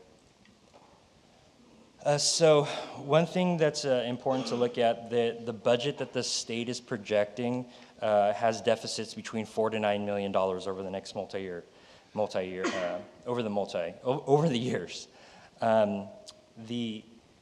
What it means is that the state is anticipating that its upcoming budget is insufficient to cover the cost of authorized services. So I think that's also important for us to note. The state has proposed to fund their current budget using delays, temporary reductions, cost shifts, and borrowing. So the budget addresses ultimately a $22 billion problem. The Legislative Analyst's Office back in November is anticipating that the state might face a $24 billion problem. The other thing is the administration's, meaning the governor's office, has proposed $14 billion across 3 years. So that in itself is a savings to the district or to the state because it helps reduce the budget problem because they are anticipating more revenues in their estimates. Part of the way that they're going to be able to fund their budget is 3/4 of it is focusing on spending, and 1/4 of that is focusing on funding shifts. $7 billion is going to be attributed to what's called funding delays. What that means is there are certain programs out there, particularly higher ed, health, and broadband, that instead of funding it for the following year, they're going to push out that funding in the 2024 and the 2026 year. So it's basically a move, kind of a pause of expenditures and moving it into those out years. The other thing is a $5.7 billion reduction. Right now, the state is making some contributions to the unemployment insurance account that typically we would have to pay. So they are going to reduce that. And then they also have what's called an inflation set aside. The interesting thing about all that, and I know I'm getting really technical, is that the Legislative Analyst's Office doesn't define that reduction, half of this reduction, as an elimination of the baseline spending. And the reason for that is that the inflation reserve wasn't something that was an augmentation in the budget that was previously approved under current law. So there's a lot of things that are going on in the budget that I think we just need to be cognizant about. The other thing is the $3.9 billion in trigger restoration. Basically what that means is there are certain programs, housing, homelessness, transportation, natural resources, and environment, that if the governor's budget forecasts exceed mid-year, they will trigger those reductions and fund them moving forward in January. So that's what's called the trigger reduction. And then $1.2 billion in borrowing. So the state has a budget deficit of $9 billion in 24-25, $9 billion in 25-26, and $4 billion in 26-27. So if any of those budget deficits are accurate, the state's going to have to address it. So here's just a quick look at the revenue picture on the state side. Let me just skip over right here. This was if you saw the budget presentation, this is he was standing next to a slide and he called that capital gains chart. It was called the EKG chart of California. And the reason why he's mentioning that is because our budget is highly volatile because it is based on capital gain. It's a large portion of it is based on personal income tax. And half of the personal income tax in 2020 was paid by the highest earners in California. So 1% of the California population pays 50% of that personal income tax. So when we talk about, and a majority of the personal income tax is a means of capital gains. So when you see a lot of people losing out on their investments and things like that, the highest earners on the investments that they make have an impact on California's budgets pretty significantly. What's in a picture? I put here a 17-year history of budget proposal cover pages, which I thought was kind of interesting. So if you look at way back, right, in 7-8, you could see all the different budget proposal covers that came out of the governor's office, right? So just pretty normal, if you will. All the way to 15-16 to 2022-23, which was a good year. We received a high COLA. Everybody was happy. And this is the current budget picture, which I thought was really interesting and important for us to look at because it's a picture of a road. You don't know where it's going. You see that it's taking a turn. There might be a light at the end of the tunnel. If you know anything, if you're running cross country and you know there's a turn and you're running on a hill, you know you're going to go down or up, but you're not going. It's not going to be flat. So it's ironic that we had the cross country girls team here. So what we may be facing is some tough times. We're not sure. We know that the budget doesn't include a recession in it or a proposed recession. There's a lot of one-time solutions to fund ongoing programs in this budget. There are still deficits that the state has to address. And the one good thing, though, is that the state has reserves that they're keeping in their coffers in the event that there is a downfall, though they are going to pull from that. So that's pretty much it. There's going to be more details coming out. Our team will be attending a workshop by School Services of California that will be detailing a lot of information that we'll be able to share with you.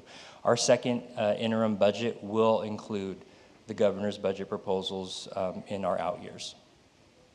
And that's it. Are there any questions, Mr. Duran?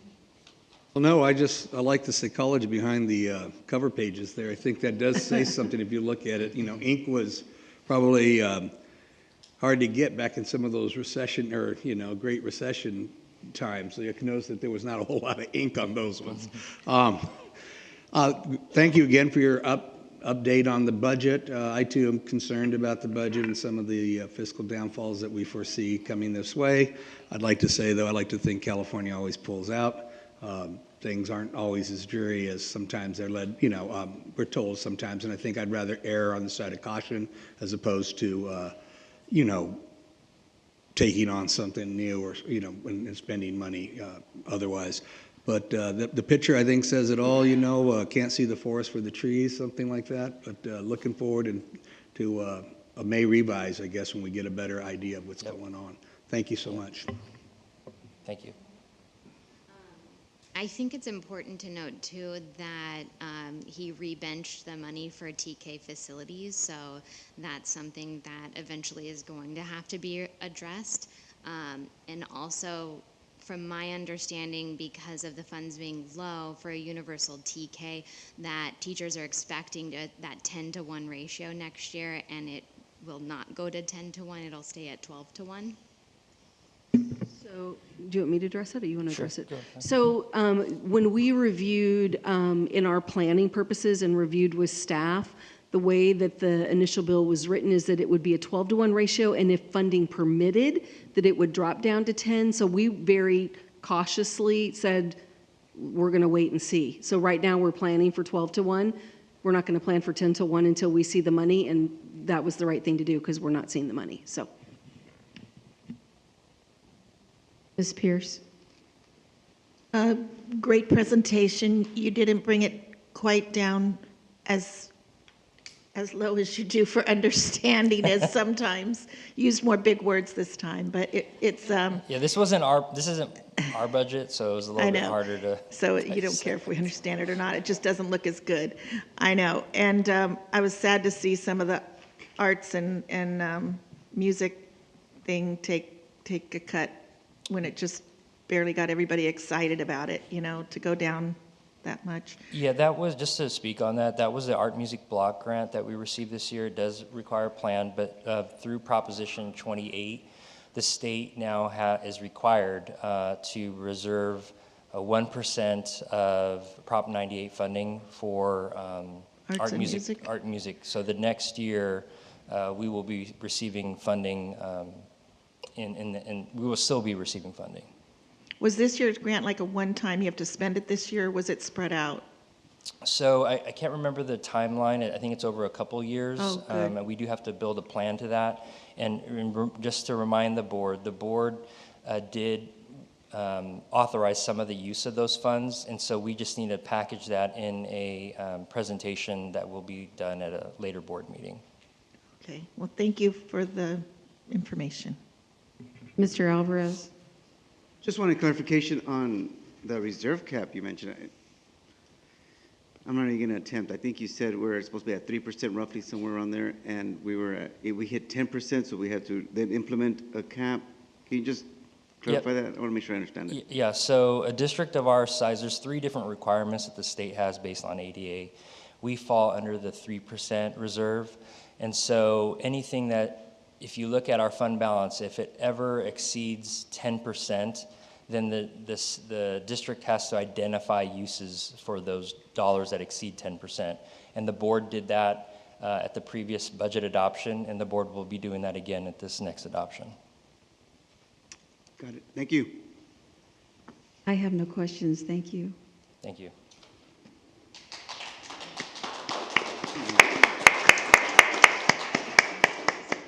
Okay, number 14, public hearing. There are none, and we are at board and superintendent comments. Mr. Duran. Not too much as I got sick, but I did have a whole week planned for my during the first week of January, and I want to thank Dr. Volmer and all the staff, and my sincerest apologies to everyone that I got to miss out on seeing. But if you guys haven't heard, there's a virus out there, and it somehow seems to hit people occasionally at the weirdest times. So outside of that, have been spending a couple times out there at the Shadow Hills, just supporting the teams that have been competing, and so I really enjoyed that, and look forward to finally having my lunch with Dr. Dunn here, which I'm hoping to schedule here. I was talking to somebody earlier about doing that. And that's it from here, but thank you so much. Dr. Watson. The past few weeks, I've been very busy. Before break, I met with the superintendent and Carter, Mr. Williams, and then I went over to Washington. Since break, I've been to Palm Desert Charter Middle, Palm Desert High School, Lincoln, Page, Horizon Summit, Ford, Earhart, Glenn, and La Quinta High School. I met with Dr. May Volmar. We had a nice, I think, productive meeting together. And I've met with all 4 of the assistant superintendents who were very welcoming, and they should have told me to wear tennis shoes. I don't think I've walked so much in all my life in the last couple of weeks. But I appreciate meeting all of the principals. I appreciate seeing so many familiar faces, my patients and friends and colleagues that are teachers and admin, and Dr. Wood knows every other person that he introduced me to I already knew. So it's nice to see that, but it's also nice for me to walk into these classrooms and see kids that are my patients or my kids' friends, and they're excited to see me, and I'm excited to see them in reality and see what they're truly doing, and nobody's putting on a show for me, and it's just nice to see how the kids are learning and interacting. Yes, at the beginning of this year, I went with Mrs. Porras. We started some school visits with Van Buren and Roosevelt and Hoover and Carrillo Ranch, and so that was nice to go in and see the kids in action and learn about some of their special events they have already had or will be having, with a note to any principals to, please email us if you're having something special, because we really would like to come if we can. I participated in the LCAP advisory meeting. I believe it was the 2nd, and then there's one in February and March, or is February the last? Oh, maybe it was my 3rd. I don't know. There's 4 meetings. I'm not sure, but it's very informative where we take it apart. And also attended the elementary middle school district spelling bee with Mrs. Porras, and we gave out little bobbing head bees, spelling bees, and grand trophies to the winner and the runner-up. It happened to be the same boy, Darren, who won last year. He's an 8th grader this year, so he'll be out of the running next year. And so that was exciting to see the kids there from each school site. Thank you. Mr. Alvarez. Yes, tonight there's a memorial for Riverside County Deputy Calhoun, who we recently lost, a tragic incident. So recognize that, and our deepest and sincerest condolences to the family. That's taking place right now up in West Valley area. So I did want to recognize that. Got an opportunity to visit with the superintendents, assistant superintendents, and superintendents. So thank you guys for the tour of your departments. It was greatly appreciated. Visiting many of the schools during my week off and your guys' week on, somewhere around 20 schools we hit. So I still have some schools to make up, but looking forward to that. During that time, got an opportunity to visit Reagan and Jackson. Took me to their dual language program. It was an amazing program. I've only been a dual language principal, so it was good to see a lot of things that I'm familiar with, but also recognize that they said it was a program that was highly sought after, so maybe we need to look at expanding the program to other schools and seeing how that can take shape. Other school sites that I got a chance to visit, I made sure to stop by the cafeteria workers because those are some of our unsung heroes. Our classified staff is amazing. They're the backbone of any school. So it was great to acknowledge their work. And while I was at Amistad, the lunch lady that said, hey, you know what? I want you to know that no one leaves my cafeteria hungry. And they always know that. If they are hungry, they can come back. And she said it with such passion that it resonated with the work that's being done there. And just wanted to acknowledge our classified teams for the great things they're doing in the office as well. So I got a chance to meet a lot of our office staff. So just kudos to the great things that they're doing. Visiting classrooms, plenty of classrooms we went into. At Ford, they're doing some great things with our 3D printing. It was Washington, I think it was Ms. Cooperstein's classroom that had a great STEM lab set up. So just want to acknowledge all their efforts. At Jefferson Middle, I met an individual, Jaime Lopez. He was a math teacher, and the engagement that was taking place in his classroom was amazing. Proud principal of the great things that were going on there. She was just super proud of him, and rightfully so, because he demonstrated what we all want to happen in each of the classrooms. At Angel High School, got a chance to take a tour of the campus and see what their needs are and see the great things that are happening there. Beautiful campus, that's where I graduated from. Didn't look nowhere near like that when I was there. But glad to say that Mr. Lawson has really established a culture where the students are the ones who have the buy-in to keep that campus clean, and it was immaculate, so I appreciate he really embodied that sense of taking ownership of what needs to be done, and kudos to him for leading that. Met Mr. Christensen at Lincoln, and we walked around his beautiful new playground area just to find out what's going on in his campus, and it was good to learn about the many great things that are occurring there. At Palm Desert Middle School, we have an individual, Alfredo Reese, one of our counselors. So counseling is so important, and they don't get the kudos they always deserve, but he's doing great things with our English learners and students who just need a helping hand. So I wanted to recognize his efforts. Earhart also had a couple great programs and some rooms that I got a chance to meet. So see Veronica Hernandez at Earhart, and her class was doing a makerspace room that they have over there. So it was good to see a lot of the activities taking place.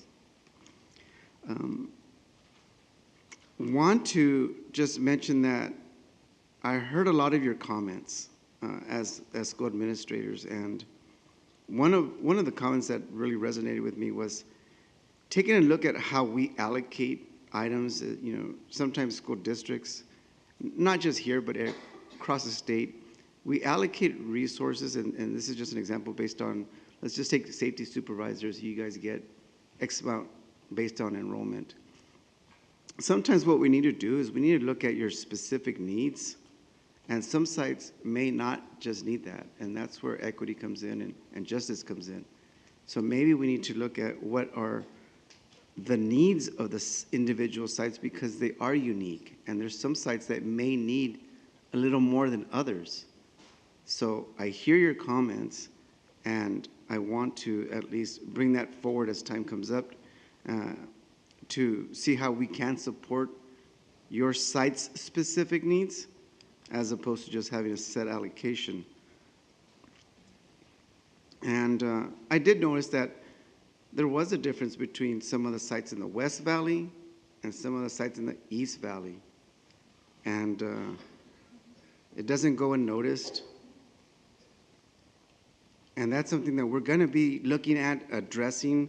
We're going to be having our meeting on Thursday to just make sure that what our goals are going to be. And I want to acknowledge that there are some needs in the East Valley that are there. And it's important that we look at those. And I just want to thank Dr. Vollmer for being the first one to take that lead to say, you know, these are some of the things we want to do for them. So, you know, thank you, Dr. Vollmer, for your genuine interest in supporting that cause, and just know that I did hear your comments, and we're going to be looking at seeing how we can best serve the needs that you have at your site. It does take time, but know that it does not fall on deaf ears. So thank you, guys. Everybody said everything. Trish and I we visited 4 schools, and we have a plan to visit all schools within the next couple months. So I always love to go and see the principals and hear what they have to say, and it's very important to me to hear their heart and just know what's going on with them. So, and yeah, we went to the spelling bee, which was really a lot of fun, and they gave out these little bobblehead bees that were so cute. And so that was great. So Indio High School always does a really great presentation with that. So that concludes our comments, and now we are at public comments for open session items. And let's see, I'm going to do online one first. Okay. Yeah, I'm gonna hand it over to Vice President Alvarez to read our online comments.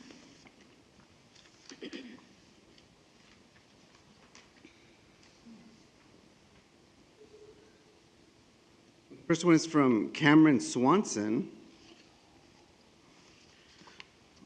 I am in support that SLPs will now be given their full credit of years of service when hired to DSUSD. This will definitely entice experienced SLPs to come to work here. However, I came to this district 4 years ago and was only given 10 years credit of my 15 years served. Current staff should be grandfathered into this MOU and given credit for our lost years as well. I too came here when there was a shortage of SLPs and have dedicated myself to the student and staff of DSUSD over these last 4 years. In 2016, a similar MOU was presented and gave credit to current staff at that time.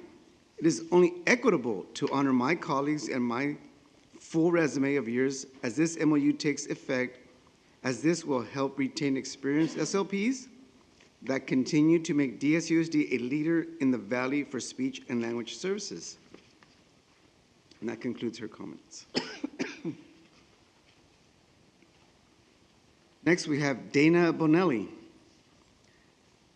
There are exciting incentives in the MOU you will be considering this evening for new hires. However, there is one part that will create an ongoing significant inequity issue.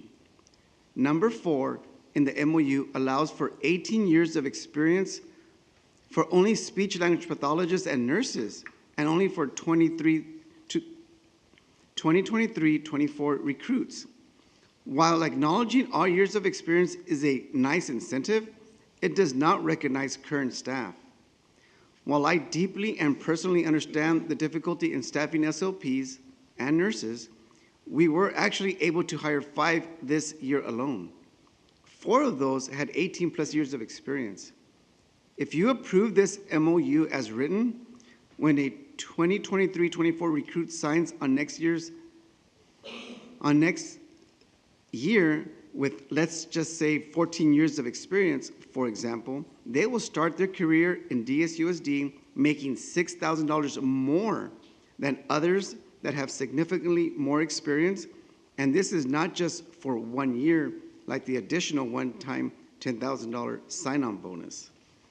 It's for every year until everyone gets to step 18. The math is simple, but simply not equitable. In 2016, we were able to offer this same incentive.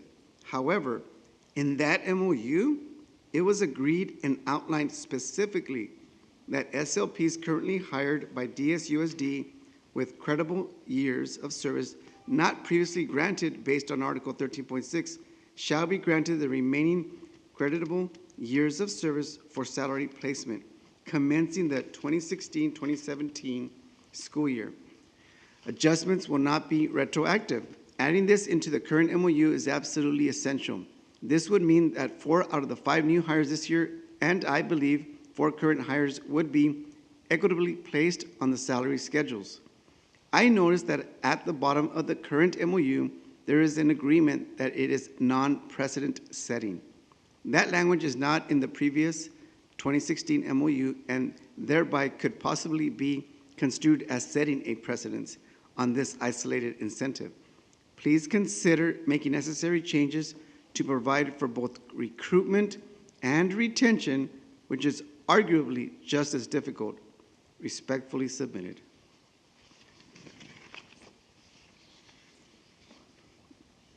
The next submission is from Hannah Boyko. I am currently in my 3rd year as a speech-language pathologist for DSUSD. I am honored to work with amazing colleagues who have many years of experience and are not being paid appropriately. My seasoned colleagues pave the way for the new generation of SLPs each year. It is disheartening to see our district play games by advertising incentives and turn a blind eye to the fact their own hardworking employees are facing pay disparity amongst their own teammates. I believe as a department, we deserve equality and recognition for those with many years of experience. And that's the end of her submission. Next one is Leslie Leon. On behalf of my fellow SLPs and school nurses, I wanted to highlight the inequities of agenda item number 19, general functions, personnel issues number 5, employment incentive MOU. As an SLP that has worked for DSUSD since 2016 and was directly impacted by the MOU signed in 2016-2017 school year, I am encouraging the board to recognize the current SLPs and school nurses with more than 10 years of experience by granting all years of service.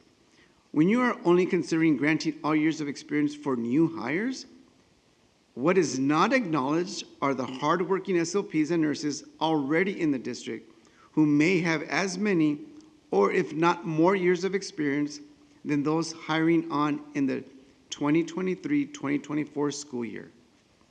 To be compensated for your experience and knowledge is vital for retention, especially for these high-needs positions. If we focus only on incentives for new hires, we are essentially ignoring the skills, knowledge, and expertise of many of our wonderful SLPs and nurses who currently work in DSUSD. In 2016, when I was granted all years of experience, it made me feel valued and acknowledged, as I had worked for 14 years as an SLP prior to coming to DSUSD. We all deserve to be compensated for our years of experience, not just those employees considering employment with us in the fall. Thank you for your consideration. Leslie Leon, speech-language pathologist for DSUSD with 20 years of experience. And that concludes her comments.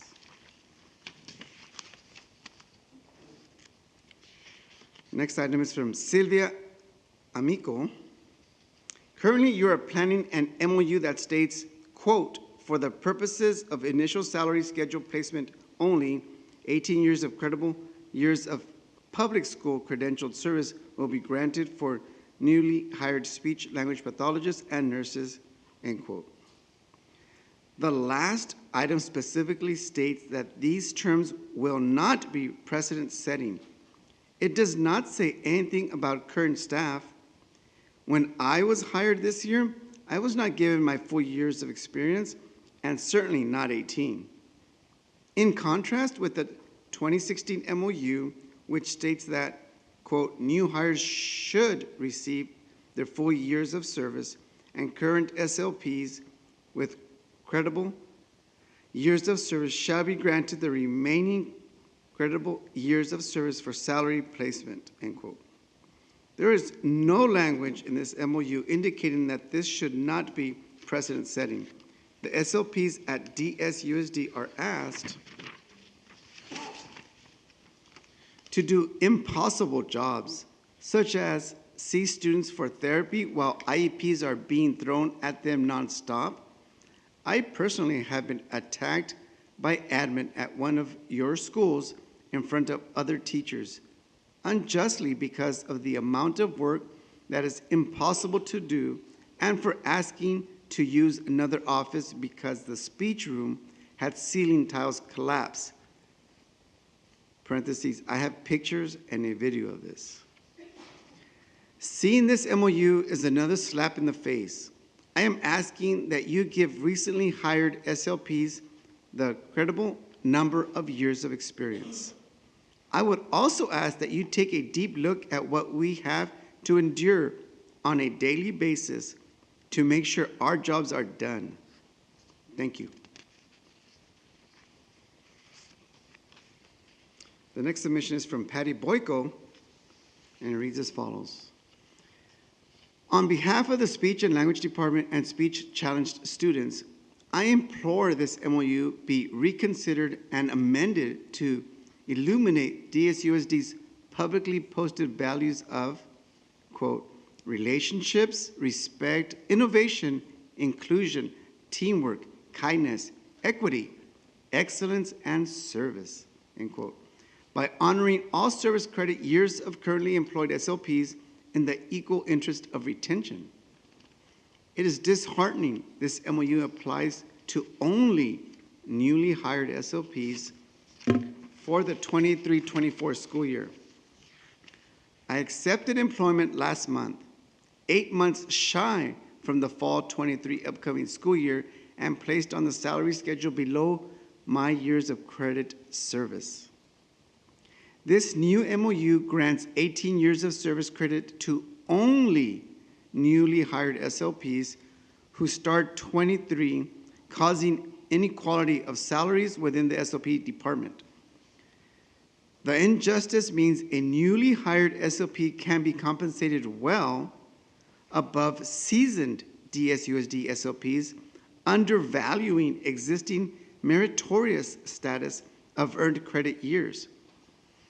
MOU December 7, 2016 addressed both recruitment incentive and retention, but this new one shortchanges retention. 2016 MOU granted previously hired SLPs prior to that date to rightfully receive their full years of service credit. Therefore, why does this current MOU ignore retention and thereby equally respect and honor the SLPs currently employed with DSUSD? In an article by the American Speech Language Hearing Association on recruiting and retaining qualified school-based SLPs, financial incentives are logically listed as key factors for both. Why skip retention for the 23-24 school year? It was valued and included in 2016. Speech-challenged students are harshly impacted by turnover of experienced SLPs. Please do not shortchange service credit years for currently hired SLPs at cost risk of turnover. It's within the board's power to restore a commitment to both recruitment and retention, to not undermine existing service credit years. Retention is the cornerstone of SLPs and students' relationship. Continuity by retention alone maintains SLPs for students, our shared priority. And that concludes hers.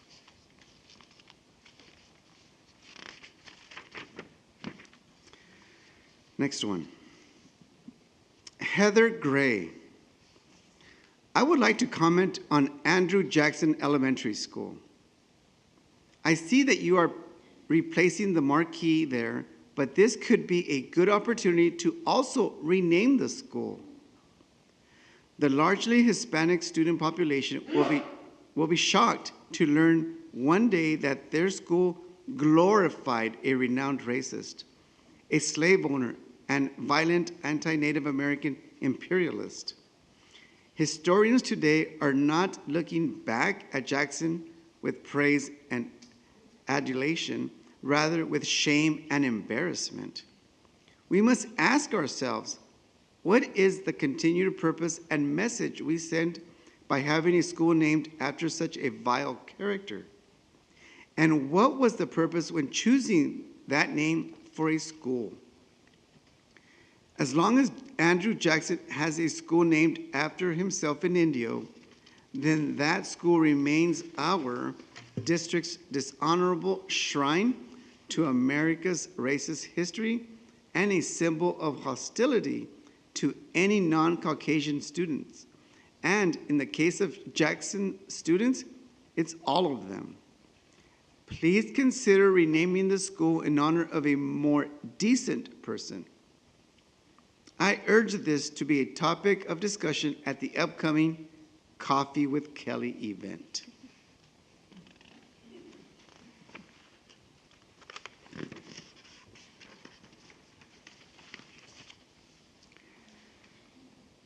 That was the conclusion of hers.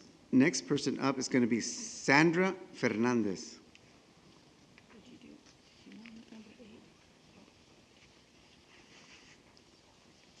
We have 1,044 students at John Glenn Middle School, and health office hours are split between 4 classified staff members.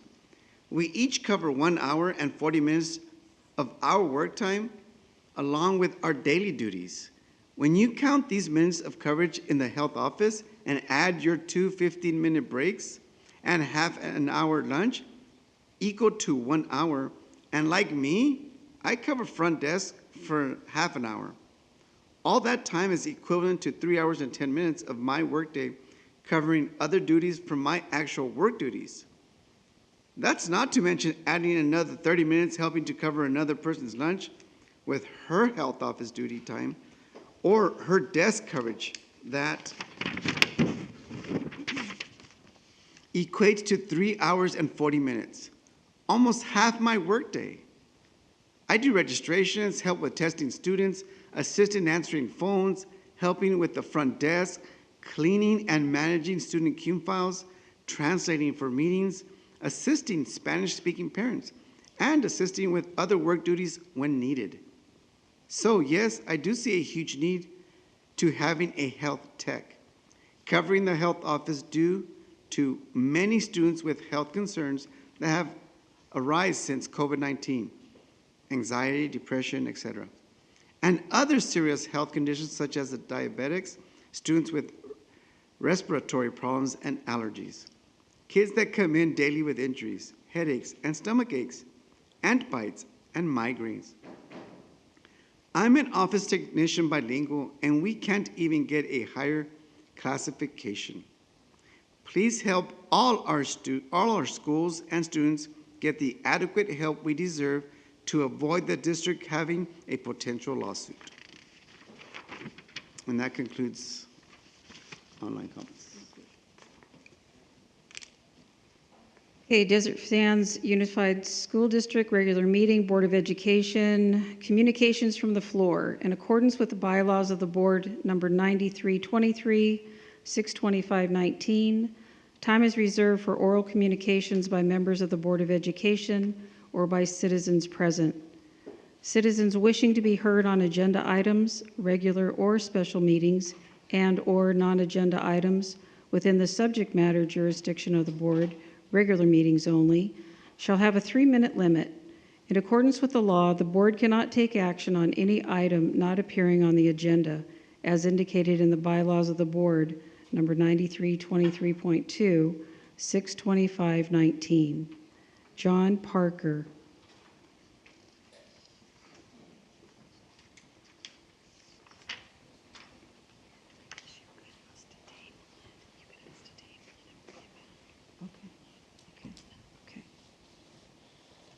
Good evening, board.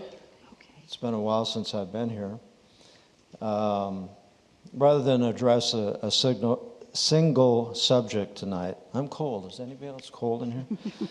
I'll touch on a couple of points of interest. I have a wide variety of commentary, articles, and analysis on parkwestsubstack.com. If you have your number 2 pencil out, parkwestsubstack.com. It's free, and there's no advertising on the site. I don't make any money.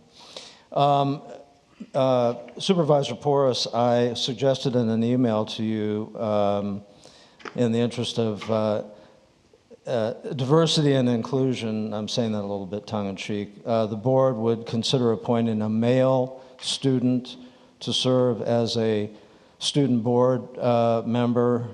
In the 2 years that I've been coming to the meetings, they've all been female and wonderful. I'm not, they're all great, but let's have a guy up there, come on. Also, as mentioned, the County Board of Supervisors meeting, they have a camera on the speakers at the podium. It would be a show of respect to the people that take the time to attend the meetings and speak, as well as staff and students. I was watching tonight, people are getting promotions and, accolades and so on and so forth. And, it'd be nice to have a camera on them so that when the people that are home are looking at the meeting, they'd be able to actually see them give their thank yous to you for hiring them and promoting them. And I'm sure parents and loved ones would appreciate that. I'm going to run out of time. And the next one was to increase the allotted time from 3 to 5 minutes. One question, how many English learner students are in the district? Anybody know? About 2,000. Out of how many students? 6,000. Oh, that's right. We're talking about high school. So 6,000 out of 26,000. Oh, okay. That was a very elaborate plan that you have, and I would be curious to see what it's like when the rubber meets the road. I'm sure it's very difficult for you. I had sent you also a Brownstone Institute article called The Consequences for Children, the Data So Far, and that's the effects of the response to COVID. Everybody talks about COVID-19 did this and this and this. It was more the response to COVID that, mandates, lockdowns, and so on and so forth. Anyway, I'm going to run out of time. Thank you for your time. And boy, those numbers were pretty bleak when it comes to performance, but hopefully they'll improve. Thank you. Thank you. I think it's Kaya Wertz Lopez. Kaya? I don't know if I'm saying your name right. Sorry. I almost said Kayla, but you probably hear that all the time. Yes, that was cool. There was no L. That's okay. All right. Good evening. I'm here to speak to you today about the Employment Incentive MOU. You've heard a lot of comments about that tonight, both from staff members who it will directly impact and staff members like myself who it doesn't really impact, but I'm here sort of to help represent my team of speech-language pathologists and nurses, and to address the inequities that this proposed MOU would create within our team. I have been working here in this district for the last 4 years, and I have greatly enjoyed it. I graduated from this district. I came back. I love it here. My speech-language pathology team is a really close-knit group of professionals, but despite that, we find ourselves having this pattern of a high turnover rate. We have SLPs who come to work for our district for a year or two, and then they leave us. And this turnover is highly impactful for both the SLPs who scramble to help cover that work and for our speech and language impaired students who sometimes end up going a month or 2 without services because there's no SLP available to cover that absence. And our speech and language students really deserve continuity of services. So hiring new SLPs is important, but so is keeping the ones that we have. Omitting incentives for current SLPs and ignoring retention creates this culture of turnover within our district. The MOU that was released in 2016 addressed both recruitment and retention, as you've already heard, so I'm not going to reread that quote. But while the current MOU indicates that it should not be precedent setting, the 2016 MOU does not. This is the precedent for our district. The values of respect, equity, excellence, and service are reflected here. The proposed MOU does not exemplify equity for our team and ultimately impacts both excellence and service. We are asking you to consider how incentivizing retention of excellent and experienced speech-language pathologists and nurses can impact the services that we are able to offer to Desert Sands and our students. So in summary, recruitment is important, but retention is essential. Thank you. Thank you.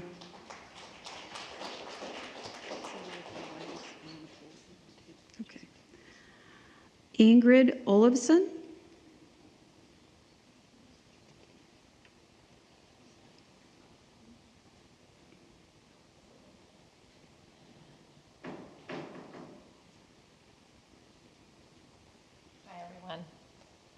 I'll probably be a little redundant in what I'm going to say because I think there were so many wonderful letters submitted tonight, and Kaya kind of hit it out of the park, I thought, with her presentation. But I am here to speak about the new incentive for hiring speech-language pathologists and nurses. And I said before, the current MOU, if approved, will credit new hires for up to 18 years of experience. However, that won't be reflected for the new hires and current hires, and I believe there are 9 of us. I'm very thankful to all the speech pathologists that showed up here today and are sitting back there patiently listening, even those who really this is not impacting. I'd like to encourage the board to provide new and current hires to be placed on an equitable salary schedule. I'm an SLP I've been at it for 30 years, but I have 20 years in the district. Yes. I've been an SLP for 30 years, but I've been a school SLP for 20 years. And I think I bring a variety of skills into this setting for my students. And I think the big push really for those of us that have been at it for so long, we all learn from each other, but we really do see instances where our kids suffer here because of the turnover and big gaps of services because there's that, they have left, and services at times have extended lack of coverage for up to 6 months. And we've had to provide overtime coverage for that, and we obviously have to make up that time. So point being, retention is very important, and we are impacted by our jobs because of the complexities of our job, the requirements in paperwork, and the number of students that we service. So I'm happy that I'm able to express this, and so glad that my team is here to share this with me. Thank you. Thank you.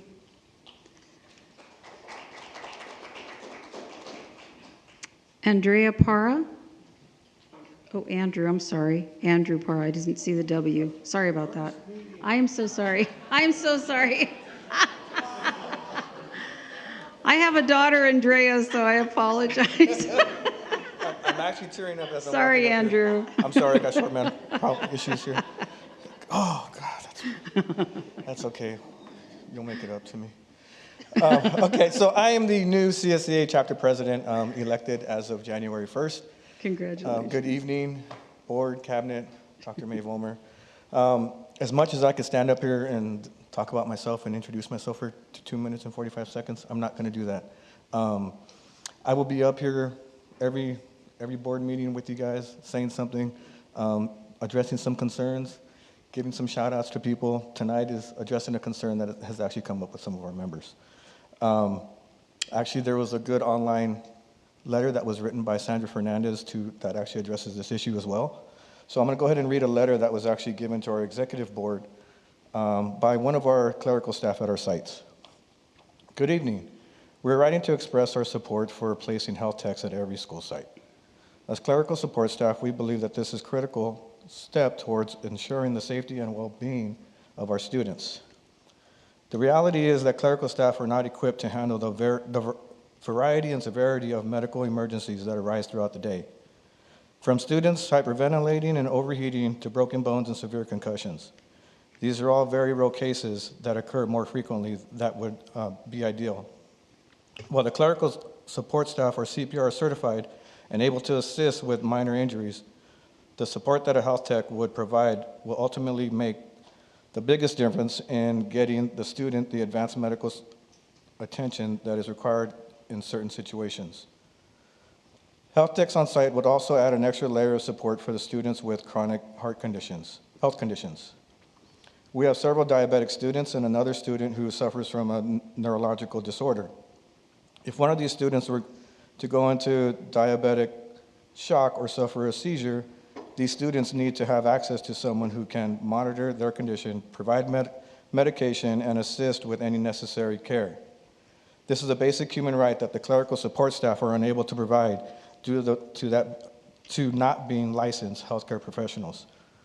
As a medical emergency can be very frightening and traumatizing experience not only for the student, but the staff who are not prepared to deal with such events. A health tech on site will not only provide the students with the support they deserve, but it will also provide peace of mind for parents and staff members. Health techs will also be able to expedite the process of alerting emergency services to the site in a timely manner. To conclude, by providing the proper support to every school site, we are creating an overall safer and more secure environment.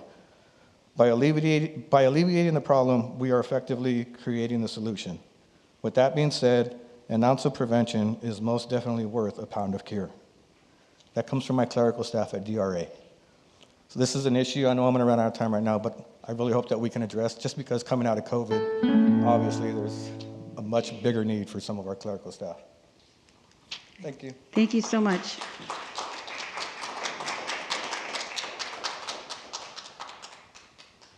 Okay, general functions, business services. Award contract for 890/16F Group 1 marquee replacement project at Jackson Elementary, Jefferson Middle, and Indio Middle. Is there a motion to approve? Beto, is there a second? Are we going to take that with number 2? Did you say 17.1 and 2? Or 1 just and 2, yeah, we can do 1 it and as a 2? group. Yeah, we can do it as a group, sorry. Is that what you want to say? You want to make a motion as a group? Yeah. Okay. I'll second that. Okay. Is there any discussion? I'm glad to see these are going to be replaced because it's discouraging to drive by and want to see what's going on at the school, and they haven't worked, so I'm really happy to see those going in. All those in favor say aye. Aye. Any opposed? Any abstentions? Motion carries 5-0. Madam President, can I ask a question just right now? I just want to make sure that CSCA, if we pull that item individually, are we voting on that tonight? No? The MOU? The MOU is on the agenda for tonight, but we're not there yet. Yeah, we're not there yet. And so I'm just asking when Yes. we do get there, if we can. Yes, I will. Yeah. Yeah. Okay, 18, general functions, ed services, there are none. And on 19, I just want to say that there are 5 items, and I make a motion that we take 1 through 4 as a group and address number 5 separately. I make a motion to take 19.1 to 19.4 as a group. Tricia Pierce. Is there a second? Second. Alvarez. Is there any discussion? I think we should reassess the MOU. and Well, I'm this just next talking about one. 1 through 4 right now. So is there any discussion on 1 through 4? Okay, all those in favor say aye. Aye. Aye. Any opposed? Any abstentions? Motion carries 5-0. Okay, now, Okay, so now the motion to table number 5, so the board can further explore. Is there a motion to table number 5? Okay, Mr. Duran, is there a second? I'll second. Mr. Alvarez. Is there any discussion? Knowing that it did go through the channels of DSTA, I'm disappointed to see that it wasn't addressing the equity. And I don't know if there were 4 people that it really affects or 9. I heard somebody say what the actual, they keep saying SLPs and nurses. Was it inclusive of nurses as well? Okay, for the same term of years and the same incentive hiring of the 10,000?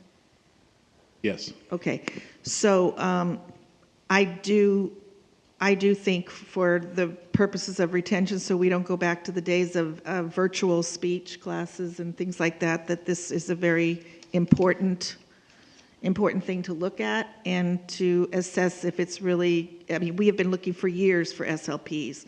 Every time I meet a student that says, I'm going to be a teacher and I'm taking speech and language, I said, oh my gosh, good for you, because it has always been an issue. So I'm glad we're going to look at that again. Thank you.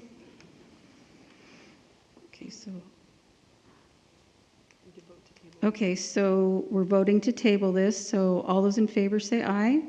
I'm not. Oh, you want there's still to say discussion. something? Okay, yeah. So we're tabling just to bring back at a different time, or we're tabling so that the parties that need to have a discussion can have a discussion? Because I want to make sure that we're on the same page when someone makes a motion for tabling, that's just to put it off for the next meeting. But is the purpose of that motion, Mr. Duran? I think the purposes generally of items that are tabled has always been to revisit it and to take a look at that. The information is that way. If questions should be need more clarification, then those people would have that opportunity to present their case either from both sides of the aisle or from our side also. So it's been my experience that when you table something, it's that you just need more clarification before you're able to make that decision. That clarification takes many different forms. It could be, us just talking with leadership. It could be other people giving us more information. And I was asking for clarification because the other option was just voting against it. So I just wanted to make sure I was on the same page with. It's not to insinuate, what was not being to done. yeah, to say that a lot of times the decision doesn't change. It's merely just to say we just need a little bit more clarity. Maybe someone does. I don't know. But I did have a couple questions, and maybe it would be Mr. Hyde, Dr. Hyde. Is that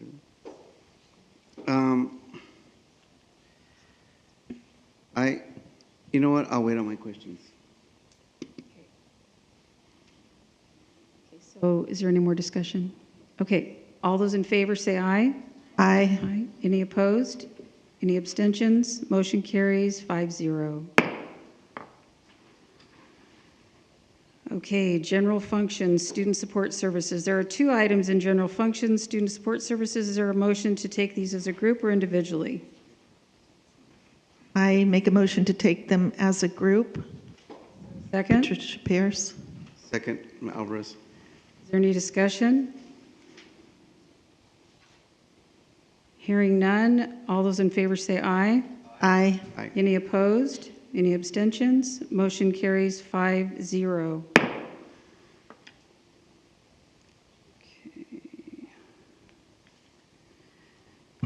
General function superintendent, there are none.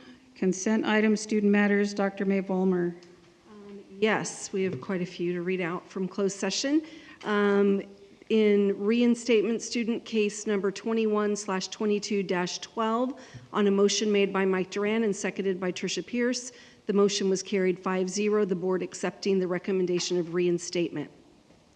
Reinstatement student case number 21 22/26 on a motion made by Patricia Pierce and seconded by Mike Duran. It carried 5-0 with the board accepting the recommendation of reinstatement. In reinstatement student case number 21/22-67 on a motion made by Patricia Pierce and seconded by Beto Alvarez, it was carried 5-0. The board accepted the recommendation of reinstatement. In reinstatement case number 21/22-90 on a motion made by Mike Duran and seconded by Beto Alvarez, carried 5-0. The board accepted the recommendation of reinstatement. On stipulated expulsion case number 22/23-38 on a motion made by Patricia Pierce and seconded by Dr. Watson, it was carried 5-0.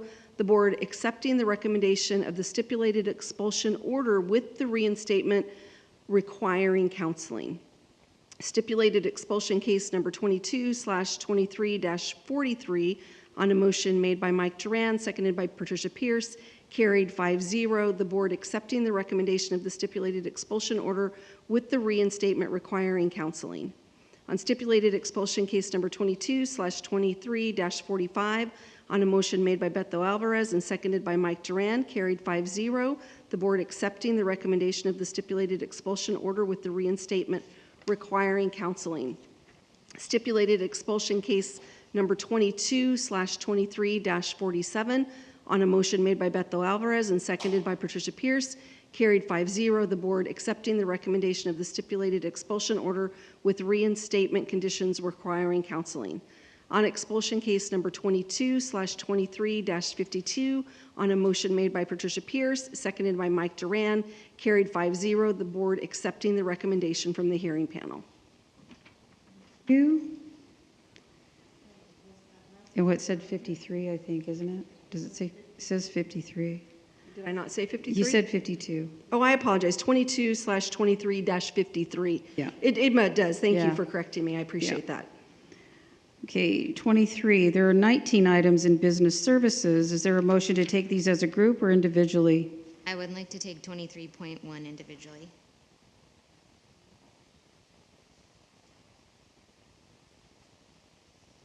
So then we make a motion for Yeah, we can consent make a- items 23 to 19 as a unit? I second the motion for 23.2 to 23.19 as a group. Tricia Pierce. Hearing none, all in favor say aye. Aye. Aye. Any opposed? Any abstentions? Motion carries.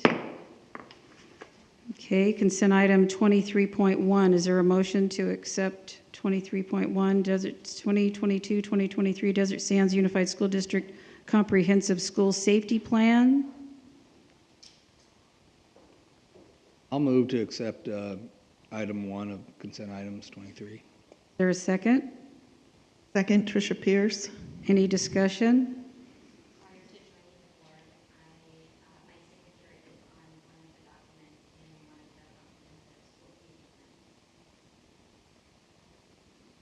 Okay, so you can just abstain.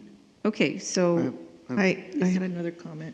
okay, go ahead. Well, I just noticed that on a couple of them, for instance, Franklin, but I'm not sure if there were others, that there were maybe 4 or 5 others. They have the parent meeting before the school year started, and they do get people together to do that and have that early on, get going. Okay, just wanted to clarify. Thank you. We asked our principals to have a plan submitted at the beginning of the school year. So education code doesn't require, there's no timeline on when the plans have to be, they just have to be approved and then submitted, I believe, to the state by March, I can't remember, sometime March 1st or April 1st, I'm not sure. March 1st. And so we wanted to be proactive this year and make sure that the school sites were able to put all their new personnel on the plan for the current school year. That makes sense. I was double checking. Thank you.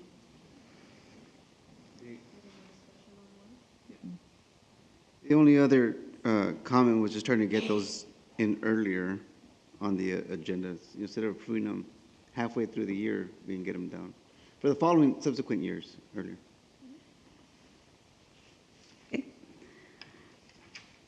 All those in favor say aye. Aye. Aye. Any abstentions? One, Kylie. Any opposed? Motion carries 4-1, one abstention.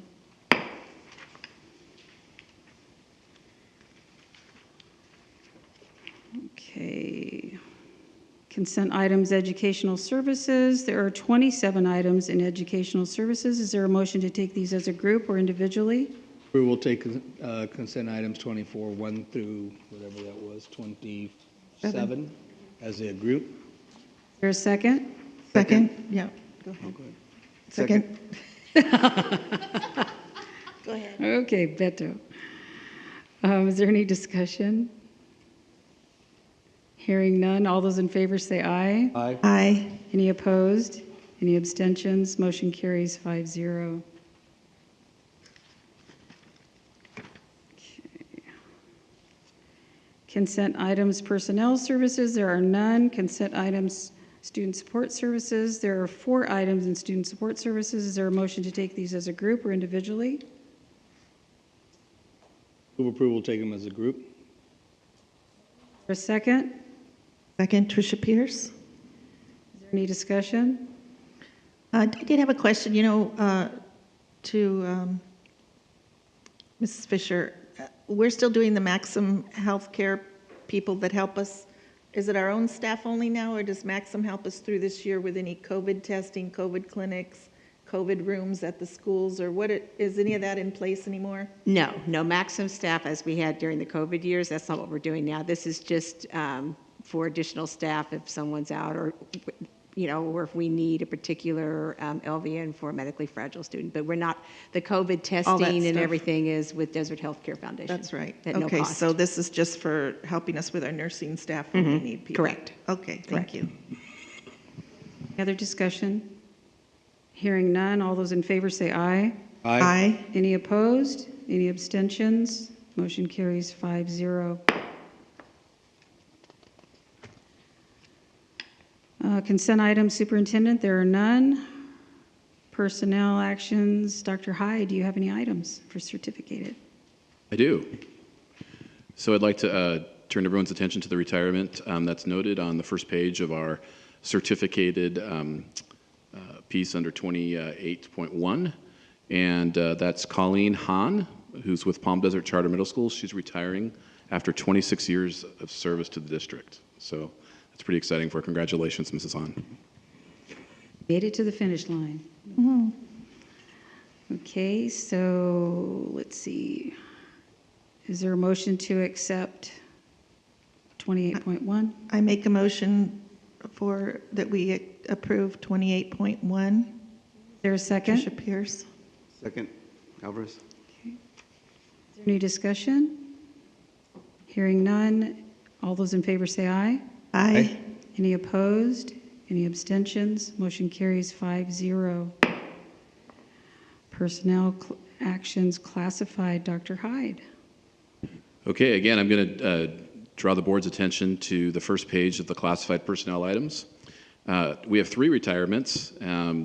Felix Cardenas, who's worked in transportation, he's retiring after 22 years of service to the district.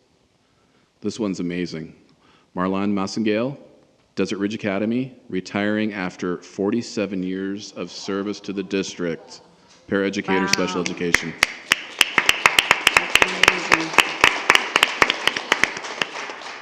And last but certainly not least, Juliana, I think it's Vladescu. She is a paraeducator, special education at Page Middle School. She's retiring after 15 years of service. So combined, these 3 employees provided 84 years of combined service to students in our district. Congratulations to all of them. Wonderful. Okay, so is there a motion to accept 29.1? So moved. Mr. Duran, is there a second? Second, Alvarez. Any discussion? All those in favor say aye. Aye. Aye. Any abstentions? Any opposed? Hearing none.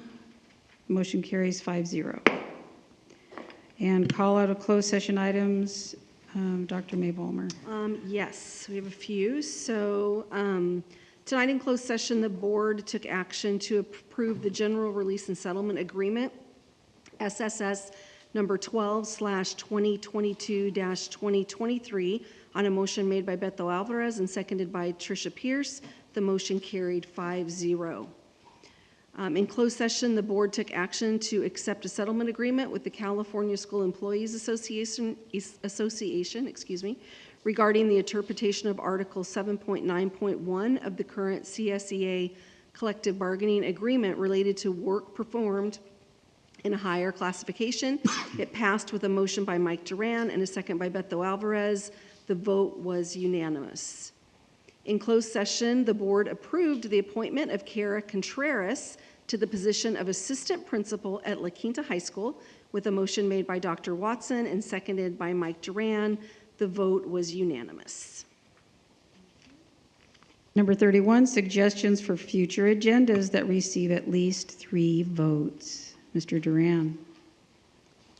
The only thing I just suggest is I have catastrophic sick leave as we're looking into things and maybe going into negotiations next time around. I'd just like to see a report, how many times we've maybe offered it. Like, again, we don't need names, but, you know, how many days have been used, et cetera, how it differs, how can it improve.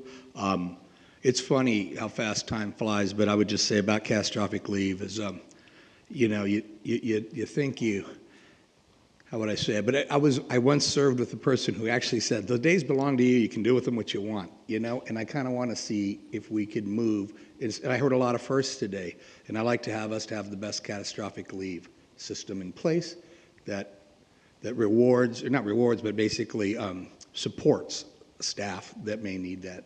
Because it is a terrible time, lots of times when people have to go to that area where they need to ask for days. And I'd like to see our system be as accommodating as possible while being fair and allowing us to grow the program. I will tell you that I have done a little research. It happened by, you get sick for 2 weeks and lay around, you got nothing to do, right? You start Googling stuff. But I have a friend who works for the Department of Defense, and she told me that, for example, she can give her days, I mean, up to a limit to somebody else. It doesn't have to go through the committee.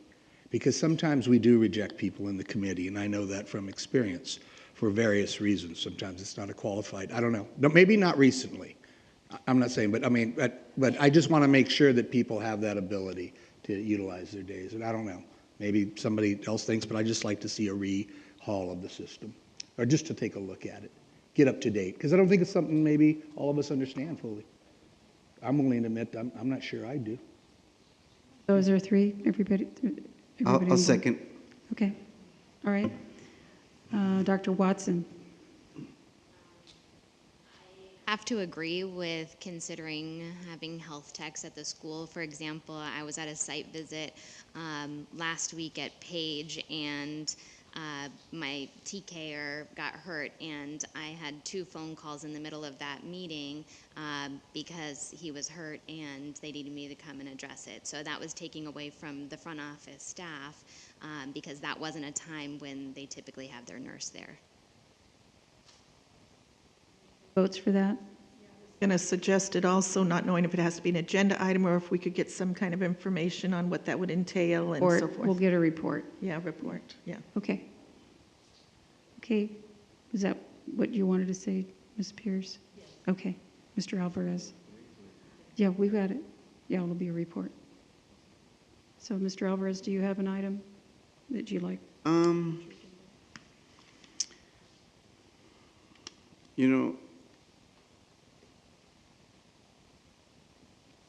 I had an opportunity to attend the community event in India, the Martin Luther King celebration, and I know it's too late for our own resolution, but you know, certainly recognize the contributions of our community members coming up, and maybe for future we can be prepared for that.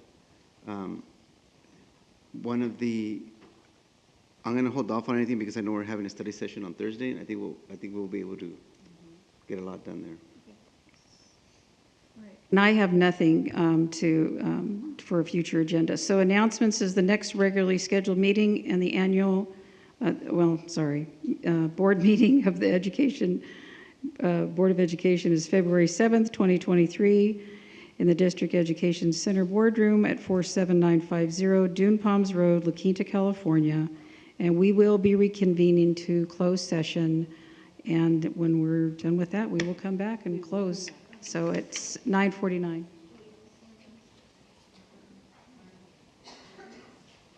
No, it's a posting. No, it's a posting. Yeah.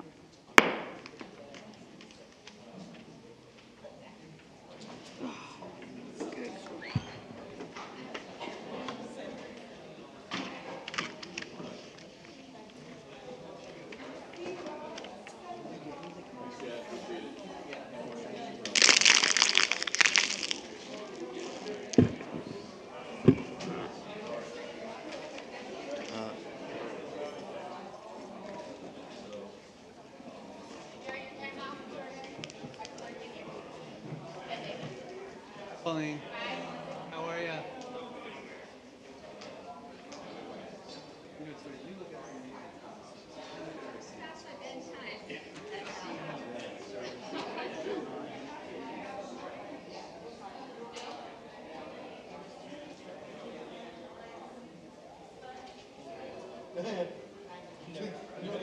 I'm never going to live that down.